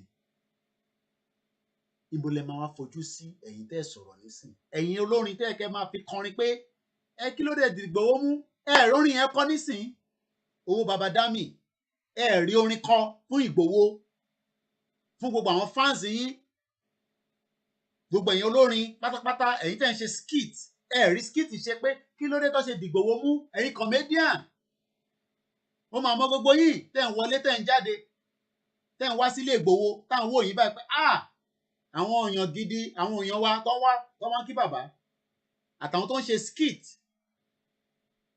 wọ́n mọra wọn. They've all kept mute or keep quiet.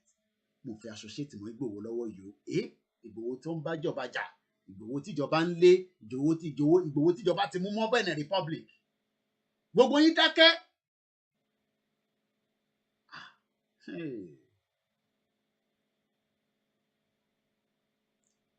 Gbogbo ẹ̀yin tẹ́ ń pè é lójoojúmọ́ phone call every day is never stop on the phone. Ẹ lo power yín nísìn and all he's fighting for is just all this disability right kọ́ fún àwọn èèyàn lẹ́tọ̀ọ́ wọn àwọn tó bá ní challenges àwọn tẹ́bi ń pa single-handedly ìyá ìjáde àwọn nìkan níjọ́ Saturday ẹ fìgbòho sílẹ̀ kò ṣẹ̀ nínú òtútù ìyá yẹn jáde adúpẹ́ lọ́wọ́ wọn adúpẹ́ lọ́wọ́ gbogbo ẹ̀yin tẹ́ ń jáde náà bẹ́ẹ̀. àwa ta nífẹ̀ẹ́ Ìgbòho ìfẹ́ ara wa la máa ní nítorí pé left to Ìgbòho he has everything ọlọ́run kẹ́ gbogbo ohun tọ́lọ́run fi ń kẹ́ èèyàn tó fi ń kẹ́ ẹ̀dá lọ́lọ́run fi kẹ́.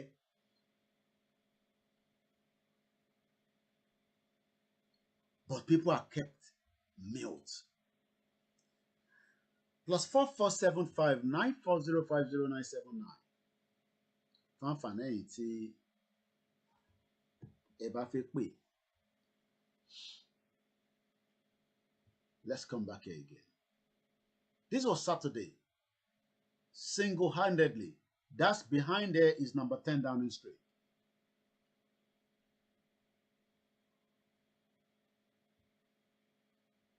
Àwọn tó wà lẹ́yìn ìyá yìí àwọn kan náà protest ni.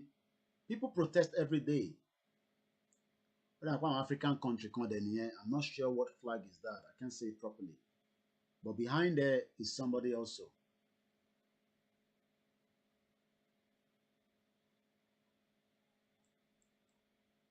Gbogbo àwọn tó yẹ kó sọ̀rọ̀ olúkálùkù dákẹ́ lọ́lọ́ wọn náà wọ́n fi dá sí i torí pé àwọn ti sọ fún Ìgbòho kò gbọ́ ni àti sọ fún kò fi gbọ́ kò fi gbà ìfẹ́nú ẹ̀ ló fẹ́ ṣe it's fine no problem but ibo lẹ máa fojú sí níbo lẹ fẹ́ fi ojú sí nígbà tí Ìgbòho bá jáde are you gonna be the same people tẹ máa sọ pé a ti mọ̀ tẹ́lẹ̀ ẹ̀yin Yorùbá politician ọkàn tẹ̀yin balẹ̀ pa nísìnyí ti tán Ọlọ́run ti bá a dé mọ́ bẹ́ẹ̀ a lè rí mú ṣe 2023 election campaign a lè lọ dáadáa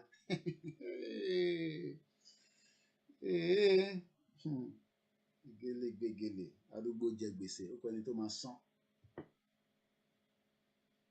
ṣẹ́rí international community tẹ̀yìn rò yẹn wọ́n máa rescue àwọn èèyàn wọn kúrò bó ṣe ṣe ní Afghanistan ojú ló pẹ́ sí. Let's go straight. I guess we have a call on the line. Hello.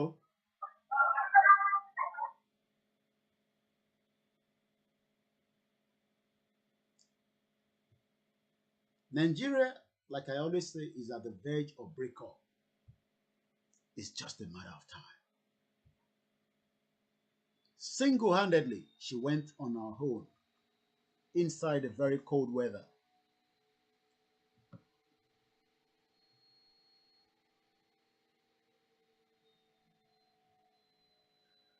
Let's hear what this our father told us.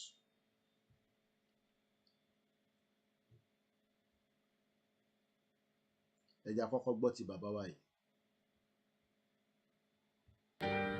Ẹ jẹ́ ká gbàdúrà orúkọ Jésù. Ọlọ́run a dúpẹ́ lọ́wọ́ yín pé ẹ fẹ́ràn wa. Ẹ dá wa ní àwòrán ara yín. This is Pastor D.O. Adepoju. So many videos he has done, but let's watch this and I'll remind you of one of his videos. I think he did this video inside his vehicle. But let's hear this. It's about 12 minutes, almost 13 minutes. But let's watch it together. Ọlọ́run Elédùmarè tó dá yín ní ẹ̀yà àti èdè kan ó rán mi sí yín. Ọlọ́run tọ́ mi wá lánàá ó ní kí n tún sọ fún ẹ̀yin ọmọ Yorùbá wípé gbogbo àdéhùn tẹ́ ẹ bá ní pẹ̀lú àwọn òkè ọya ní orílẹ̀-èdè kan ti Nàìjíríà pé ṣe ló dàbí àdéhùn Jákọ́bù àti Lábánì àti àdéhùn Fáráò àti Mósè. Ohun tí Ọlọ́run fẹ́ fún ẹ̀yin ọmọ káàárọ̀ oòjíire ni pé kẹ́ ẹ parapọ̀ sójú kan, kẹ́ ẹ jáde kúrò nínú orílẹ̀-èdè Nàìjíríà, kẹ́ ẹ wá jẹ́ orílẹ̀-èdè kan kí Ọlọ́run kó lè ráyè gbé yín ga. Níwọ̀n ìgbà tẹ́ bá jọ ní àjọsọ pẹ̀lẹ́ ń ṣe àjọ fohùnṣe kan gentleman agreement àbí àwọn orú èdè wo kẹ́ fi pé yóò dàbí negotiation Lábánì àti Jákọ́bù, àjùmọ̀sọ Mósè àti Fáráò yóò dàrú yóò bàjẹ́ kẹ́yìn ni. Màá wá ka méjèèjì fún yín kí ẹ lè mọ ohun tẹ́ ẹ ṣe. Màá wá ṣíwádìíyè sí ọ̀rọ̀ orílẹ̀-èdè Nàìjíríà. Genesis orí 30 ẹsẹ̀ 38 ni mo fẹ́ kà títí dé 42. 20 ọdún yìí ni mo ti wà lọ́dọ̀ rẹ, àgùntàn àti ewúrẹ́ rẹ kò sẹ́nu, agbo ọ̀wọ́ ẹran rẹ ni èmi kò sì pa jẹ. Èyí tí ẹranko fàya èmi kò mú fún ọ wá. Èmi ni ó gba òfò rẹ̀ ní ọwọ́ mi, ìwọ ti béèrè rẹ̀. Bí a bá jí ní ọ̀sán, bá a bá jí ní òru, báyìí ni mo wà òǹgbẹ ń gbẹ mí ní ọ̀sán, òtútù mú mi ní òru, oorun mi sì dákò lójú mi. Báyìí lórí fún mi ní 20 ọdún ní ilé rẹ. Mo sìn ní ọdún 14 nítorí àwọn obìnrin méjèèjì àti ní ọdún 6 nítorí ohun ọ̀sìn rẹ. Ìwọ sì pa ọ̀yà mi dà nígbà 10. Ọlọ́run sọ fún mi nígbà tó sọ ọ̀rọ̀ ẹ fún mi, mo lọ wo ìtàn constitution Nàìjíríà tẹ́ ti jókòó kọ. Ó ti di 9 báyìí tí Nàìjíríà ti lò tó dẹ̀ ń dàrú láti 1914 títí di 1999. Ilẹ̀ Nàìjíríà ti lò constitution 9. Tẹ́ ẹ bá wá la fẹ́ ṣe àtúntò tún constitution náà tó jẹ́ 10 wọ́n tún máa dàrú ni. So kò sí àjùmọ̀sọ ìgbékalẹ̀ ètò tẹ́ ẹ ṣe. Gbogbo àwọn ọmọ Yorùbá tó ti dìde láti tún orílẹ̀-èdè ṣe ó máa ń bàjẹ́ kẹ́yìn ni. Torí ń tẹ́yìn ní lọ́kàn kọ́ ni wọ́n ní lọ́kàn. Ìrònú ò papọ̀, ète ò papọ̀. Oníkálukú ọkàn ẹ̀yà òkè ọya àti ọkàn ẹ̀yìn ọmọ Yorùbá ò papọ̀, kò sì lè papọ̀ torí a kì í ṣe kan náà. Now ìyẹn ti gbogbo agreement tí Jacob ní pẹ̀lú Lábánì, 10 náà jọ sign agreement, 10 ni wọ́n ló bàjẹ́. Ìgbà tí Ọlọ́run sọ̀rọ̀ ẹ fún mi, èmi náà kíyèsí ìwé agreement Nàìjíríà tá à ń pè ní constitution ti ṣe 9 ò wúlò láti 1914 títí di 1999. Now ó kù ti Mósè. Fáráò náà 10 lòun àti Mósè jọ ní agreement. 10 yẹn ni Fáráò da gbogbo ẹ̀rú títí disaster fi dé, tí kú àkọ́bí fi dé. Exodus 8 25 verse 28, chapter 10 8 to 11, chapter 10 verse 24. Mi ò ní ẹ̀ka torí àkókò mi ò fẹ́ gba alákòókò ṣùgbọ́n ìwọ tó bá ní bíbélì ẹ lọ sí ìwé Ẹ́kísódù orí ìkẹjọ ẹ̀ka ẹsẹ̀ 25 ẹ̀ka ẹsẹ̀ 28 ẹ lọ sórí ìkẹwàá ẹ̀ka ẹsẹ̀ ìkẹjọ dé ìkọkànlá ẹ̀ka orí ìkẹwàá ẹ̀ka ẹsẹ̀ 24. Ìgbà mẹ́wàá ni Fáráò promise Mósè, ìgbà mẹ́wàá ló dàrú. So Ọlọ́run sọ fún mi pé gbogbo agreement ẹ bá ní pẹ̀lú àwọn ará òkè ọya pé bíi ti Mósè àti Fáráò àti Jákọ́bù àti Lábánì ni máa gbọ́ o. Gbogbo constitution tẹ́ ti ń ṣe gbogbo ẹ̀ ló ń dàrú. Láti 1960 sí 1999 ẹ ti lo constitution mẹ́fà gbogbo ẹ̀ náà ló dàrú kò sí èyí tó nítumọ̀. Èyí tẹ́ ń lò ní 1999 nǹkan burúkú ayé wọn ọ̀run ni. So gbogbo ẹ̀yin tẹ́ kàn ń rò pé tẹ́ bá gbégbá ìbò ẹ máa tún ṣe wọn ó pa yín ni. Wọ́n máa fẹ̀yìn ẹ̀mí yín, wọ́n máa fi rúbọ bí Ọlọ́run ti sọ fún mi nìyẹn pé gbogbo agreement ẹ bá ṣe ẹ̀yin tẹ́ ń gbégbá ìbò ẹ bá débẹ̀ ẹ bá dé Nàìjíríà ẹ túntò wọ́n máa pa yín ni. Now ẹ jẹ́ kí n kàn ka àwọn ọmọ Yorùbá tí mo kàn láì díàdíẹ̀ tó jẹ́ pé wọ́n ti kú sí di one Nigeria láti ìgbà independence mo ti fẹ́ kà wọ́n ń pe ọkùnrin kan ní Victor Banjo nínú sójà ní kọ́nẹ́ẹ̀ ní age 37 ìdí one Nigeria ló kú sí. Babafẹ́mi Ògúndípẹ̀ brigadier general ní ìdí one Nigeria ló kú sí ní Gowon fi bọ́ síbẹ̀. Colonel Shitu Alao air force man ní ibẹ̀ ló kú sí ẹ̀rán tí aró ti lé ní òkà wọn yẹn sí o. Náà Adékúnlé Fájuyì ikú one Nigeria ló kú. Ibrahim Taiwo ikú one Nigeria ló kú. Túndé Ìdí Àgbọn ikú one Nigeria ló kú. Gbogbo àwọn yẹn ló wà ní military láwọn. Akíntúndé Akíntẹ̀yìnwá ikú one Nigeria ló kú. Ìyẹn ni mo kàn rí sọ dẹ́nu àwọn sójà wọ́n pọ̀ jù bẹ́ẹ̀ lọ. Àìmọye àwọn tó kú táwọn ti ẹ̀rọ kú wọn táwọn ti ẹ̀mọ́ tó ṣe wọ́n láwọn junior officers nídìí one Nigeria yìí. Ògúndé kọrin Yorùbá ronú ẹ̀ ronú. Gbogbo olórin ló ti kọrin Yorùbá ronú ẹ̀ ronú. Fẹlá fi Nàìjíríà kọrin ẹ̀ lámúgbó ni ẹ̀ gbọ́ tiẹ̀. Ìyá rẹ̀ gan-an ló bá wọn jìjà òmìnira wá Nàìjíríà orí ọ́fíà náà ti sọ́lẹ̀ ó kú bẹ́ẹ̀ ni pé kì í ṣe obìnrin tó lókìkí lórílẹ̀‐èdè. Àìmọye àwọn èèyàn tó fi ṣòfò. Olú Ọ̀nàgboríwà wọ́n fi ṣòfò wọ́n fọmọ ẹ̀ ṣòfò. Abíọ́lá wọ́n fi ṣòfò wọ́n fi ìyàwó ẹ̀ ṣòfò nídìí wá Nàìjíríà. Wọ́n Nàìjíríà làwọ́ lọ́wọ́ lépa títí ó kú tú ẹni. Ìgbà tó máa kọ àkọlé wọ́n ní the best president Nigeria never had ní ẹ̀yin ọba ẹ̀yin ìjòyè ẹ̀yin olóṣèlú ẹ̀yin ọmọ Yorùbá. Ọlọ́run ní kí n sọ fún yín tẹ́ ẹ̀ bá ti parapọ̀ kẹ́ ẹ̀ ń gba orílẹ̀-èdè tiyín agreement ẹ bá ṣe pẹ̀lú orílẹ̀-èdè kan Nàìjíríà bíi ti Fáráò àti Mósè ni bíi ti Jákọ́bù àti Lábánì ni. Gbogbo àwọn délégé wá ojú yìí náà ṣe fi ṣòfò. Gbogbo UPN governor ní Second Republic nígbà tó ń gbàjọba láwọn ará òkè ọ̀hún yìí gbogbo wọn náà tì mọ́lé tán náà kówó jẹ wọn sì tẹ ẹnìkan mọ́lé lókè lọ́hùn. Abíọ́lá Kudirat wọ́n fi ṣòfò Bọ́lá Ìgè wọ́n fi ṣòfò Gani Fáyẹ̀mí pariwo títí bíi lọ́ọ̀yà òkútu ẹ̀ náà ni Fẹ́mi Fálànà sì ń pariwo lónìí. Síbẹ̀ ẹ̀mí ọmọ Yorùbá ẹ̀ ronú. Díyà Fádípẹ̀ Ọlọ́run ló yan wọ́n àbáfàwọn náà ṣòfò ni. Tájùdín Ọlárẹ̀wájú àwọn Àdìsá àti bẹ́ẹ̀ lọ wọ́n kó gbogbo wọn wọ́n dè wọ́n lọ́jọ́ sí wọn náà ṣe kúùpù. Bàbá wa Ọbásanjọ́ wọ́n tì mọ́lé wọn ló ṣe kúùpù láì mọ́wọ́ láì mẹsẹ̀ wọ́n ṣe ń fi yín ṣeré nìyẹn. Náà Ọ̀ṣínbàjò wà ń bẹ̀ lónìí bí aláìsí. Fúnṣọ́ William ọ̀rọ̀ Nàìjíríà ló kú sí.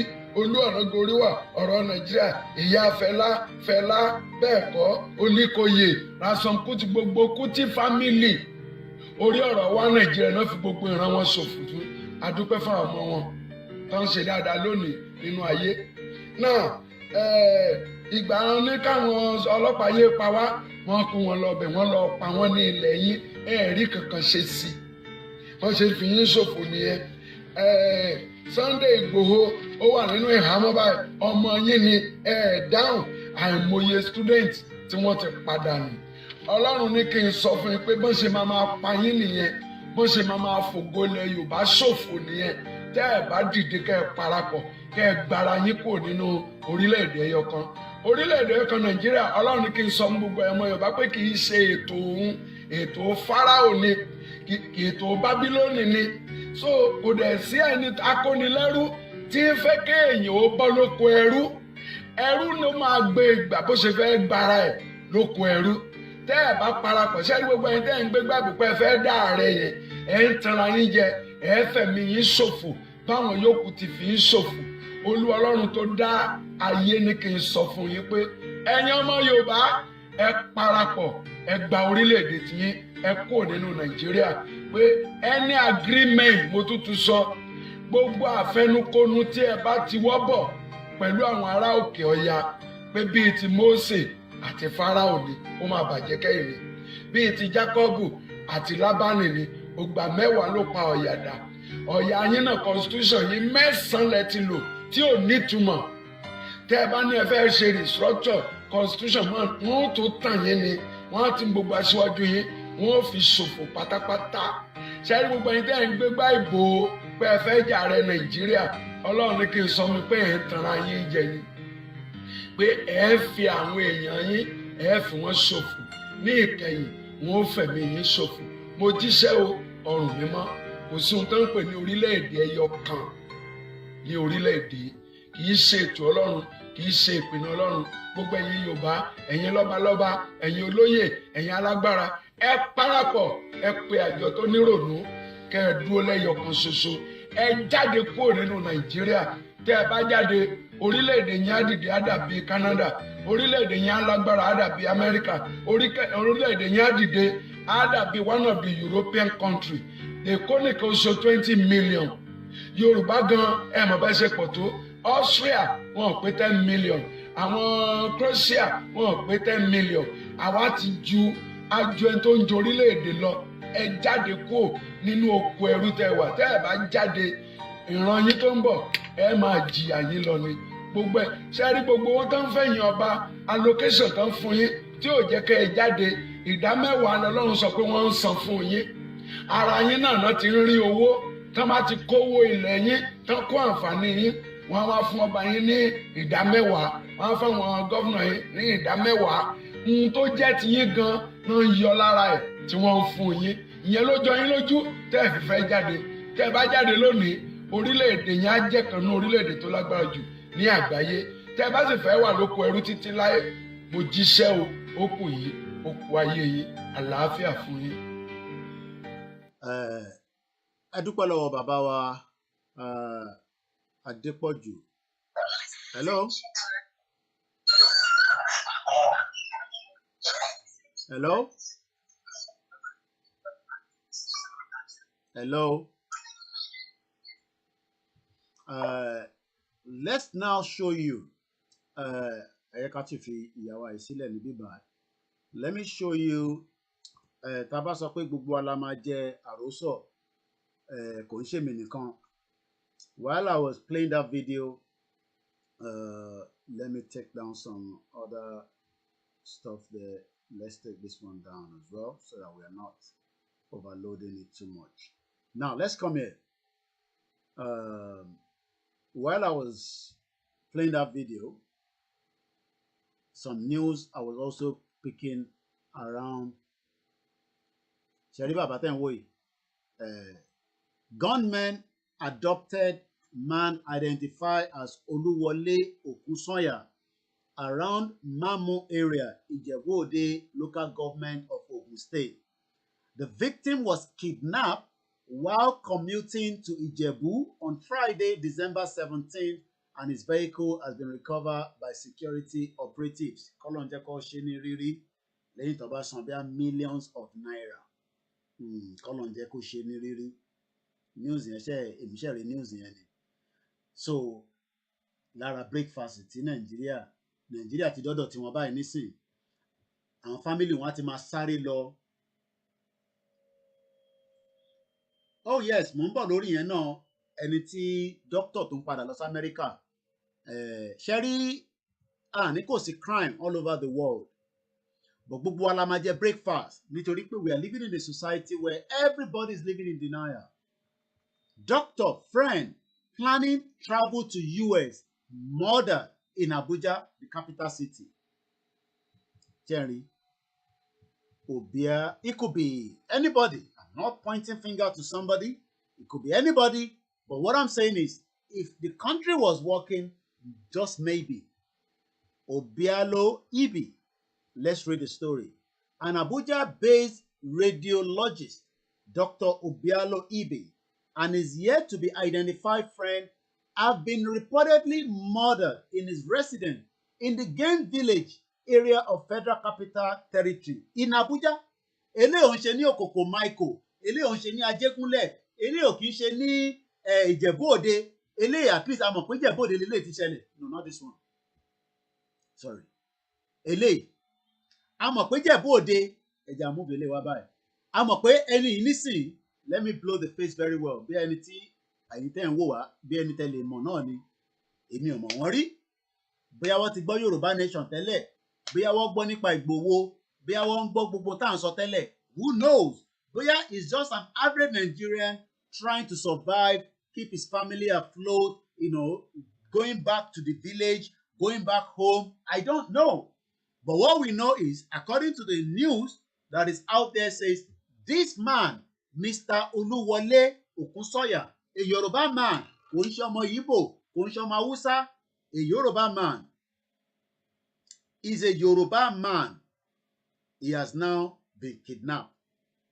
I'm sure negotiation will be going on behind the scene. Pẹ̀lú àwọn family ẹ̀. Àwọn family ẹ̀ ló máa mọ ohun tó ń fara gbá nísìn. Àwọn family ẹ̀ nìkan ló máa lè sọ pé jàǹbá ti dé wá bá wa, kí la fi ṣe léyìí sí. Family ẹ̀ nìkan ló lè sọ. Èmi ò lè sọ because he's not my uncle. He's a Yoruba man. I agree. Kò kí ń ṣe bàbá mi. So ariwo tí Koiki ń pa láti bí 2 years. I hope that this man was aware. Maybe he could have been security conscious. Ẹlòmíì ẹ mọ̀ pé kí ló ń sá nílò ìjókòó sí lóyìnbó máa san tá a máa ṣe fún wa. Ẹ máa kan tá a máa ṣe fún wa. Okay, ẹni tá a máa ṣe fún wa gbogbo wa pátápátá la máa jàró sọ. Everybody ló máa jẹ breakfast. Bàbá rẹ̀ tó fẹ́ dá sétò, the line is officially open. You can also call in and we can hear your views. Everybody, he has been kidnapped. Ṣèbí òun tẹ̀ kidnap, kọ́lọ̀ ń jẹ́ kó di rírí, eléyìí wọ́n pa ni. This one was killed. A radiologist. Do you understand what that means? Kíyàn tó kàwé débẹ̀ yẹn. Who is a radiologist? Ẹ jẹ́ ká lọ find meaning ẹ̀. Let's do a Google search. Tó bá sọ pé yàn radiologist, irú iṣẹ́ wo làwọn máa ń ṣe? Ẹ jẹ́ ká wá meaning ẹ̀.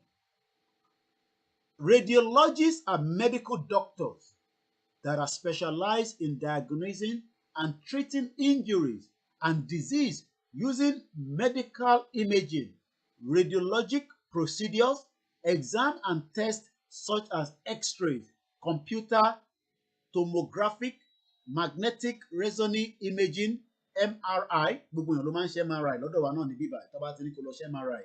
That means pé n tí wọ́n lè rí lára bọ́dì ẹ̀ dáadáa. Wọ́n ní kó lọ ṣe MRI.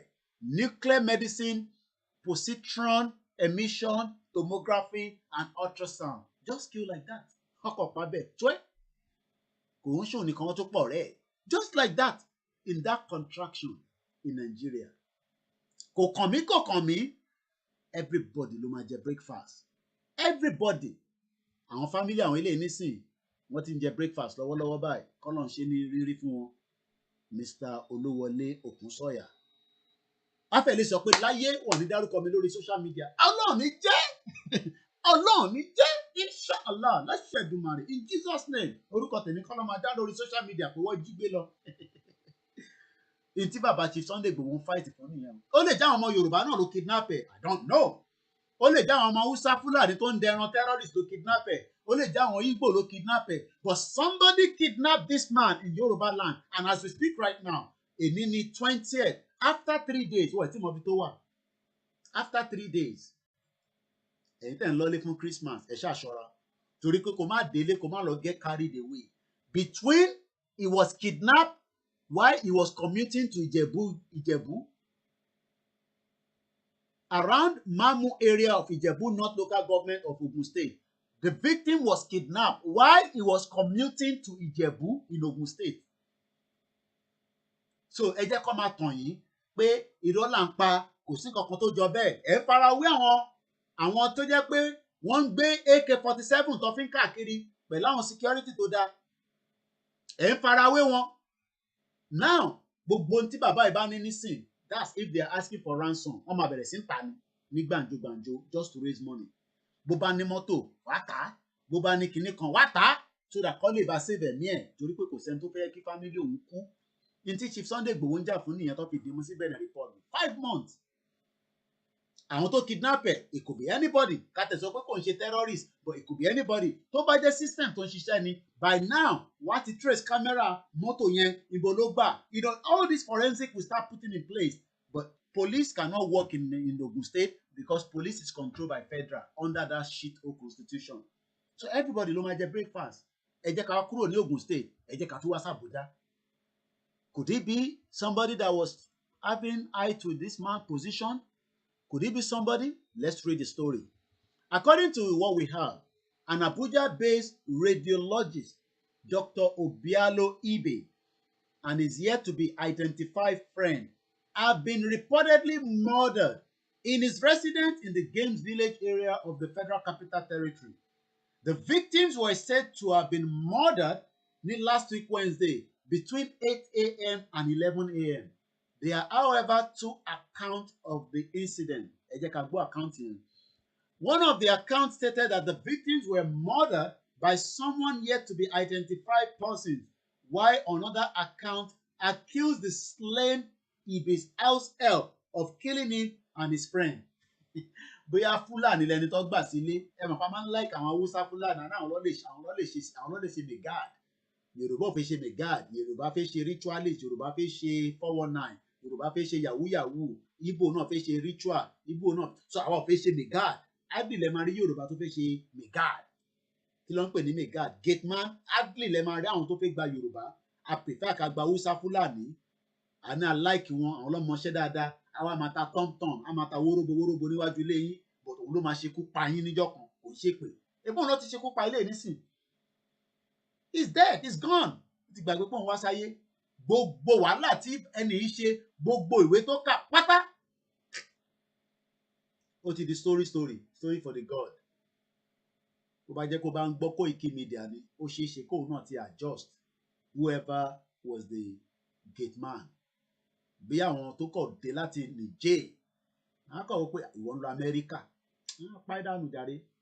Amẹ́ríkà kọ́ Amẹ́ríkà ni. According to what we know, one Anthony Ogbo on Facebook quoting Ibe's younger sister, Anthony Ogbo. Ẹ jẹ́ ká lọ wẹ́ ni ẹ lórí Facebook, there we can find more information. A ní gbogbo wa la máa jẹ breakfast, everybody. Ẹ máa ṣẹ́rí ìwọ tó ń gbọ́ mi náà, bá ṣe máa ka story ẹ nìyẹn o.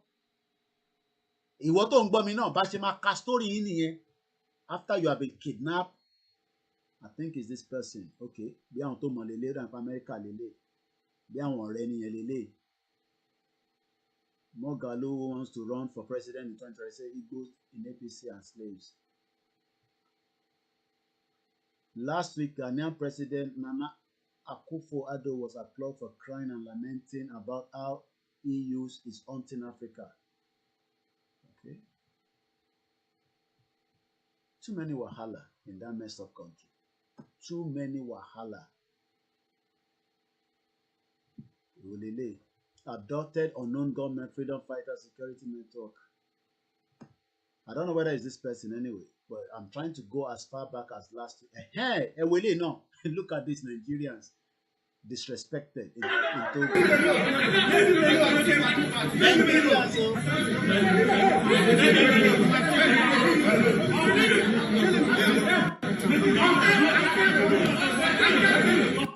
Good morning, Bashiru Mustafa, my brother.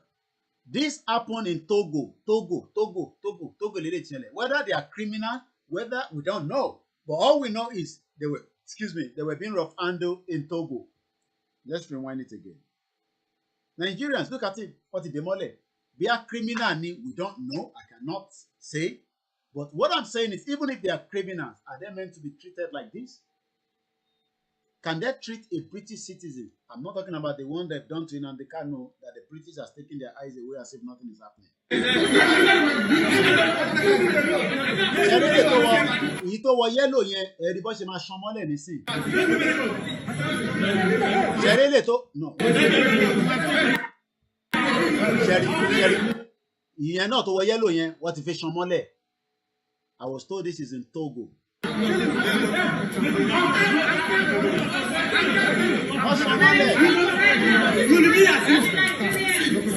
Help Nigeria. Help Nigeria, idiot. She's talking about help Nigeria. Who is going to help Nigeria? Who is going to help? When Comrade Olawumi and their co went to tell Buhari, American government, that the only person that can survive and save Nigerians is Buhari, APC. And today, 5 months, Chief Sunday Igboho is still being held in Benin Republic. Leave him alone. Leave him alone. What is your mother? What's your mother? What's your mother? What's your mother? What's your mother? What's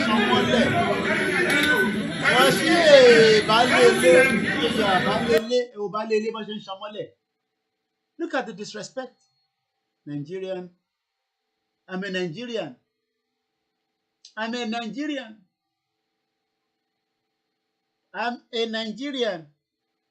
Can you see that?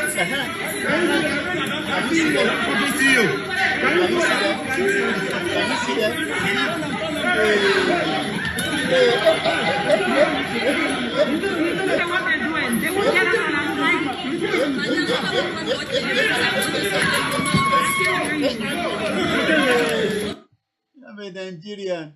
Shit, oh country. I'm a Nigerian.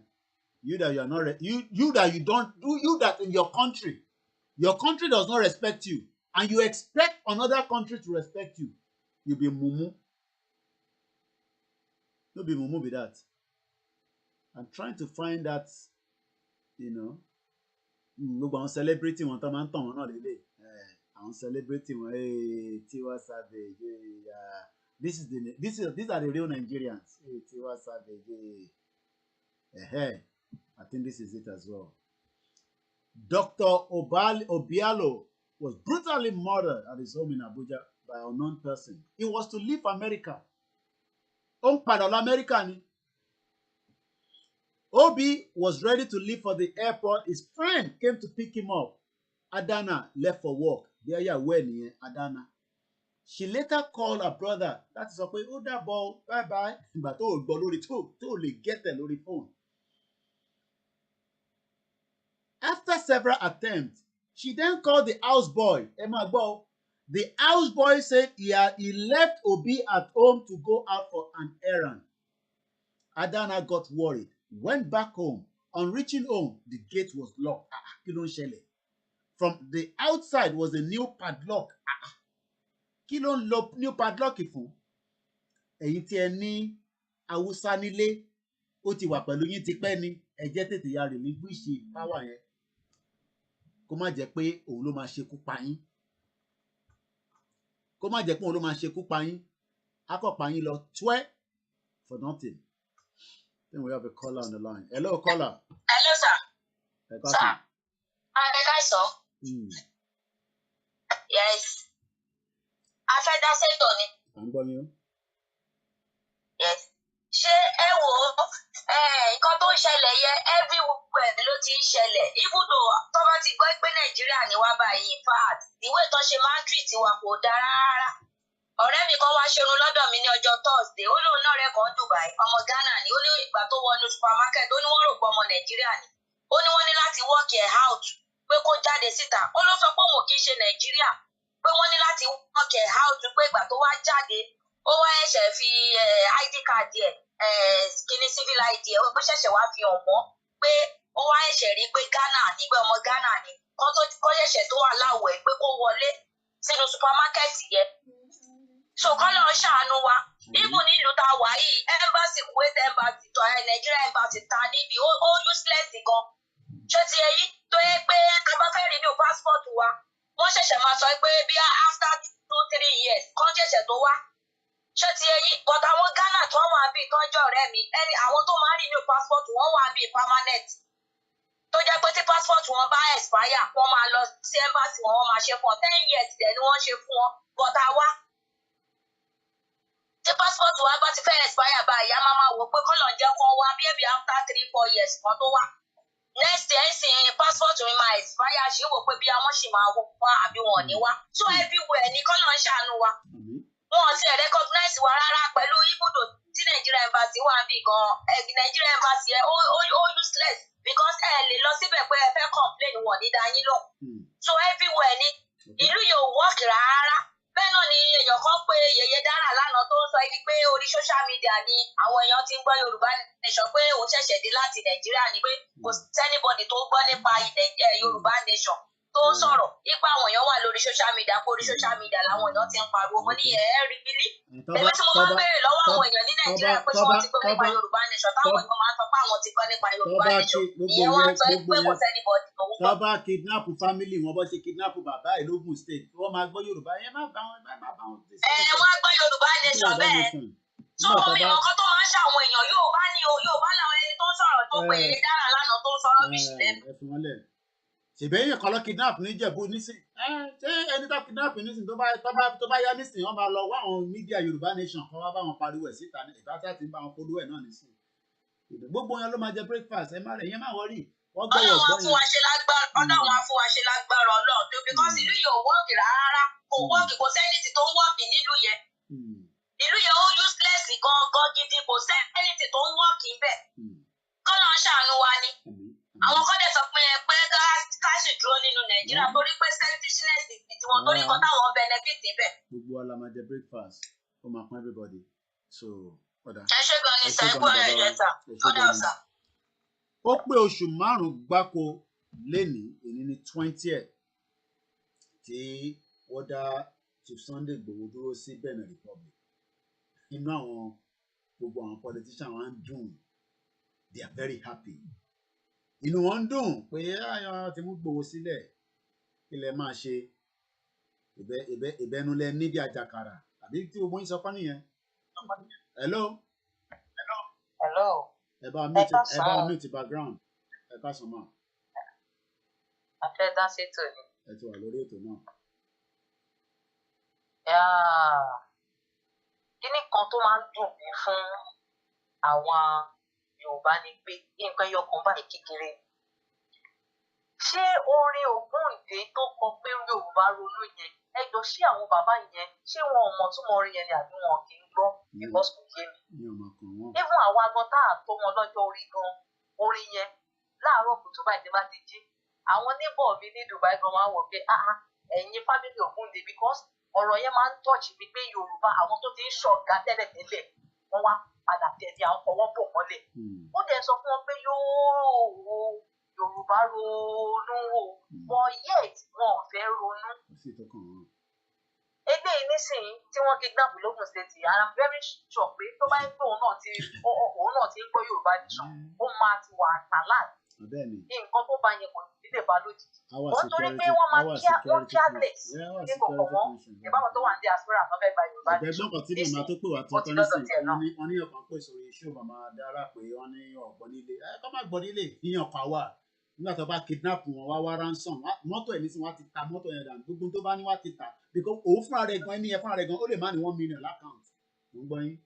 bẹ́ẹ̀ ni náà wọ́n kidnap ẹ̀ nísìnyí wọ́n máa dèmáàdì fún owó mi ìmọ̀ nǹkan tó ń ṣàwọn èèyàn mi ìmọ̀ nǹkan tó ń ṣàwọn èèyàn àwọn tàdé ń sọ pé àwọn ọba o àwọn ẹ̀dá wa yẹ o àbóyá àwọn là ń dúró ká tó gba Yorùbá nation a ní láti dúró dè wọ́n ká tó gba Yorùbá nation because those elders they are not ready to support us most of them ti jẹ́ dodo wọn ò lè ṣe òdodo so àwa gbọ̀ngbọ̀ngbọ̀ngbọ̀ngbọ̀ngbọ̀n la ní láti sán ṣòkòtò wa ká gbà á by fire by force tá a bá fẹ́ gbà á àwọn ọgbọ́n máa sáfù òfin fún wa èyí tí Ọbásanjọ́ sọ yẹn bàbá yẹn tó ń sọ yẹn wọ́n sọ tàbá nígbà tó bá dojú kókó wọ́n máa padà sálọ tó bá lọ sí France tó bá lọ bá Macron sọ̀rọ̀ bàbá máa ń káwọ́ sẹ́gbẹ̀ẹ́ báyìí tó níbi tó jó òtítì wọn dé wọ́n máa ń káwọ́ sẹ́gbẹ̀ẹ́ báyìí wọ́n dẹ̀ máa wá sílé wọ́n máa expect àwa pé ká máa respect wọn ṣé Macron tí wọ́n káwọ́ sẹ́gbẹ̀ẹ́ tí wọ́n ń tẹ́lí báyìí fún yẹn ṣé Macron ṣé ó ṣẹgbẹ́ ọmọ wọn ṣẹgbẹ́ Macron tó ń ṣẹgbẹ́ ibi tí mo ti mọ̀ pé orí bàbá yẹn ò gbé gangan nìyẹn bàbá yẹn ò nọ́pọ̀ lọ wọ́n kọ̀ sọ pé àwọn bóyá 80-something ni àbí 90 mo mọ̀ pé orí wọn ò gbé rárá nǹkan torí wọ́n bá pé ni wọ́n máa mọ̀ pé nǹkan tí wọ́n sọ yìí bó ṣe ìyẹn máa bẹ́ tọ̀ lọ ṣe. ẹ ṣe gan ni ẹ̀yin náà láǹfààní àti dá sí 5 months ni olóyè ti wà ní Benin Republic láìṣẹ̀ láìpààyàn they've kept him there for 5 months. And gbogbo tó dẹ̀ ń jà fún ni pé ẹ̀tọ́ ọmọ ènìyàn ló ń fẹ́ the right of the people kí ló dé kí làwọn èèyàn kí ló dé tí ó di pé ẹ̀ ń pa wá ẹ̀ ń finá mọ́ wa but àwọn tí inú wọn ń dùn sí pé olóyè wà ní Benin Republic is just a matter of time ìgbà díẹ̀ tíntín ló kù reaction máa wá reaction yẹn láì tí mọ̀ but a mọ̀ pé ọlọ́run ọba máa bá wa tún un sílẹ̀ adúpẹ́ fọlọ́run ẹ káàbọ̀ sórí ètò. àwa nìyẹn. èmi ò lọ́rọ̀ púpọ̀ tí mo fẹ́ sọ ju pé ẹ organize ẹgbẹ́ àkáǹtì sílẹ̀ ẹ̀yin tẹ́ bá mọ̀ pé ẹ lè ṣe é ẹjọ́ ṣe é ready láti máa fowó sí kẹ́ ẹ fi ṣe 1 or 2 things tó bá yẹ kẹ́ ẹ ṣe kẹ́ ẹ dẹ̀ má gbé sórí afẹ́fẹ́ mọ́. no problem. so ọlọ́run dẹ̀ fún yín ṣe ẹ fàwọn ọba yẹn lẹ̀ tó bá dójú ẹ̀ wọ́n á jọ ìwà lókè ẹ fi wọ́n sílẹ̀ ẹ yóò sọ̀rọ̀ ń pa wọn mọ́ wọn ready láti ṣe anything torí pé wọ́n míìkì inú Nàìjíríà kò jẹ́ bó ṣe jẹ́ ẹ máa bẹ́ tò lọ. ẹ ṣe gan ni àwọn a kí gbogbo ẹ̀yin tí àwọn ọmọ yín ti wà ní holiday Ìgbòho náà fẹ́ wọn àwọn ọmọ ẹ̀ náà tó wà ní holiday ní Germany he would love to go and visit them but he's held in Benin Republic against his will. Hello ma. Sá àwọn àbùdá wọn ṣe rálì fún bàbá wa olóyè Sunday Ìgbòho lónìí ní iwájú Benin Republic mo ṣẹ̀ṣẹ̀ wò wọ́n tọ́ gan ni. àti play náà ní bíbá náà àti follow wọn. bẹ́ẹ̀ni ẹ̀sán náà bá wa tú wọn sílẹ̀ lágbára Ọlọ́run torí mi wọn ò ṣe kankan ẹ kàn fi wọn sílẹ̀ síbẹ̀ láì ṣe kankan ṣé tìlú bá ń wọ́ kì í ṣe ó yẹ kó fìyàn sílẹ̀ èèyàn tí ó ṣe anything ẹ kàn fi wọn sílẹ̀ síbẹ̀ ó ga o. Ọlọ́run jẹ́ ìlànà ẹ ṣe gan ni a mú ètò yẹn wá sí ìdúró nísìnyí today will be a continuous one. I'm going to have a short break now then come back later on to continue to highlight kí ló dé tí wọ́n ṣe di Ìgbòho mú sí Benin Republic lótìtọ́ lódodo àtìgbà lọ́yà ti ṣiṣẹ́ judicial system Benin Republic has failed kan tó bá fail ó yẹ kó ti dájọ́ ok ó ṣẹ̀ ní ẹ jẹ́ ká dájọ́ kò ṣẹ̀ ní tó bá ṣẹ̀ tẹ́ dájọ́ appeal but nígbà tẹ́ ẹ̀ dájọ́ kí la fẹ́ appeal lé but n tó fi ń yé wa ni pé president wọn kọ́ òun ló ní ọwọ́ nínú ẹ̀ ṣé òun nìkan ló wá lọ́wọ́ nínú ẹ̀ ni ṣé ọwọ́ yẹn wá láti Nàìjíríà tó wá hold Ìgbòho mọ́ Benin Republic èyí tí ẹ wà lẹ́yìn ẹ̀ tẹ̀ní kí Ìgbòho má kúrò ní Benin Republic Ọlọ́run máa tú sílẹ̀ lágbára Ọlọ́run máa bá wa tú bàbá sílẹ̀ this will be the last call for the day and then we'll come back later on as well so let's go quickly as well ẹ bá a ṣe ní kíákíá Ìgbòho ni mí à ń gbọ́ yín à ń gbọ́ yín. ọjọ́ kan pẹ̀lú. ẹ̀dẹ̀kú iṣẹ́ náà o. ọlọ́run àti bàbá ọlọ́run àti bàbá fún ẹ lágbára o. àgbáyé ẹ̀ lọ́dà. à ń gbọ́ yín ẹ máa sọ̀rọ̀ lọ. àgbáyé ìbánisẹ̀ lágbára náà. láìpẹ́ láì jìnnà. ẹ̀dùn aláìpẹ́ láì jìnnà. bàbá àgbà ń ṣọ̀bàjẹ́. ẹ kò jẹ́ ká fi àwọn ọba yìí lẹ̀ Kò sẹ́ni tó dọba mọ́ ilẹ̀ tún sọ̀rọ̀ ọba àdọ́ba kankan mínísì sọ ilẹ̀ tún mọ́rọ̀ bẹ̀rẹ̀ ọba ẹ̀yin má wọrí nípa ọba kò sí ọ̀kan tó ń sọ̀rọ̀ ọba má wọrí nípa ọba. Bẹ́ẹ̀ ṣe ń sọ̀rọ̀ ọba gan sẹ̀ ẹ̀ fún ọ ní publicity ni ẹ̀yin gan ní láti sọ̀rọ̀ rẹ̀ yọ̀ọ́ nǹkan tó sọ ẹ̀yẹ́ ìgbọ́rọ̀ ọba láti ìgbà tá a ti bẹ̀rẹ̀ ètò ní aṣá sọ̀rọ̀ ọba ẹ̀ ní láti fún ọ ní publicity.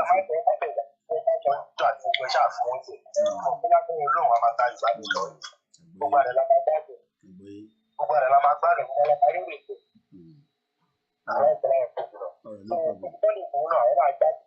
Láìpẹ́ láìpẹ́ àti mábẹ̀rẹ̀ ìrìn yìí ni. Ṣé ti gbọ́? Mo ní mọ̀ gbádùn.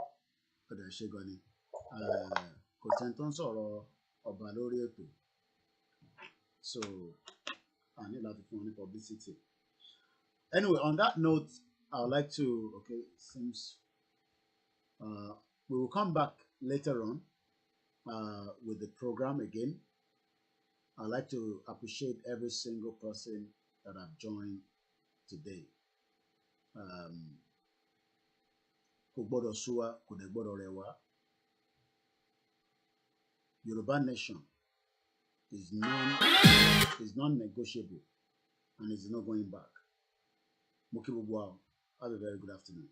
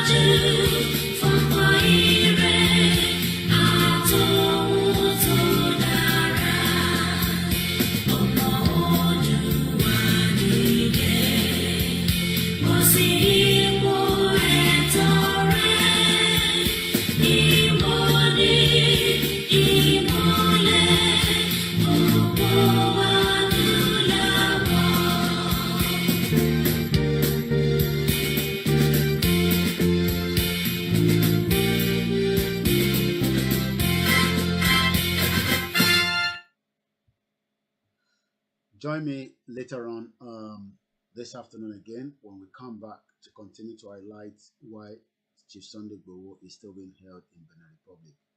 Ewu tá fi gbọ́ yìí látọ̀dọ̀ bàbá wa ọmọọba Adékúnlé Àràkà.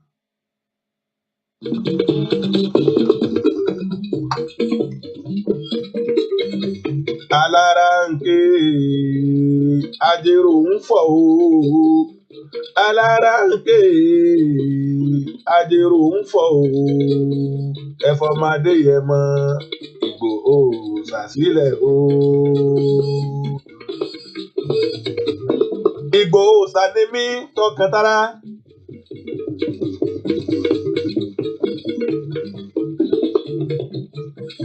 Ọ̀rọ̀ mi dèlú Benin Republic. Ó di ilé President Talon ní Benin. Alára ń ké ajérò ń fọ̀ wọ́n ní ká ẹ̀fọ́mọdé yẹn máa ń lẹ̀ Ìgbòho sà. Àkàndá Elédùmarè aláàánú mẹ̀kúnnù olóòótọ́ ìlú.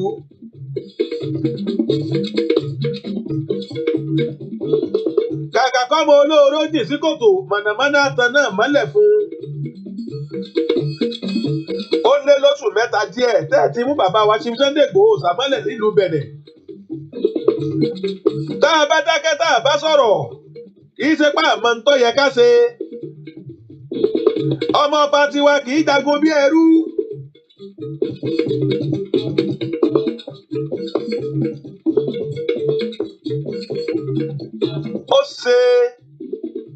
Ó ṣe fún President Talon ọjàre. Ṣé kẹ́tù wá gbọ́ ìlú Benin nẹ́tí mú Sunday Igboho sà. Àwọn ọmọ ìyá wa tí ń bẹ nílùú Benin wọ́n lé nírinwó. Ilé jẹ́ dákẹ́tà ń wò réré. Tó bá jẹ́ pé owó ni President Talon ń gbà lọ́wọ́ ìjọba Nàìjíríà kọjá padà o ní kíá mọ́sá orílẹ̀-èdè Yorùbá kíákíá ní wàrà ṣèṣà. Tó bá bá jáde nǹkan ní ṣe fún ọ Talon. Òfò lọ máa bá bọ̀ ń bẹ̀ kò sí kankan. Ìran Yorùbá lẹ́lẹ́ bá dòwò pọ̀ tẹ́ ẹ lé sóríire. Chief Sunday Igboho sà. Ó ti dá sọ̀rọ̀ ajé yín nílùú Benin. Ẹ wá ń fi ọmọ Adéyẹmọ ṣòṣèlú Benin pẹ̀lú Nàìjíríà. Àwọn Fúlàní wá ń pàṣẹ fún ọ Talon. À ń bẹ̀ ọ́, à ń rọ̀ ọ́, free Sunday Igboho now.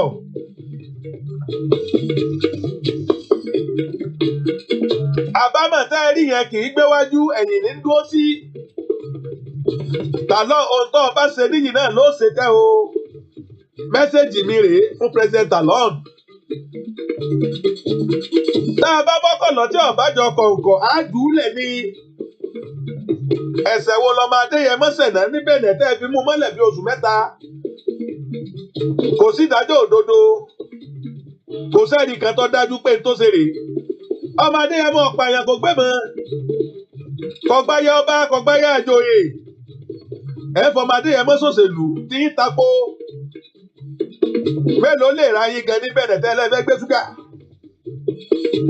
Ẹ ń tà ń bẹ̀ yóò padà wá bẹ̀bẹ̀ tó bá yá. Ẹ sọ fún Talon kọ́ máa gbọ́. Ohun ẹ bá ṣe lónìí ìtẹ̀nilọ́la. Tẹ́ ẹ bá rò pé ò ní yá kíákíá. Yorùbá nation ó ti dúró. Ojú wo láfi wora wa ẹ̀yin Benin. Gbogbo ẹ̀yin ọmọ ọkọ Yorùbá tí ń bẹ ní Benin mò ń ké sí o. Ẹ bá sọ fún President Talon kó fi Sunday Igboho lẹ̀.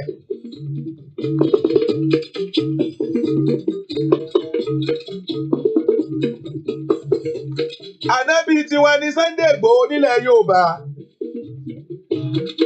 Olóòótọ́ yìí lẹ́ni. Tí n bá ti rántí èpè àólé ẹ̀rú máa ń bà mí àyà mi ń já.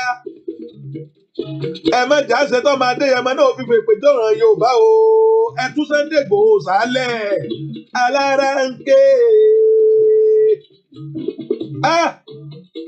Àjèrò ń fọ̀ o.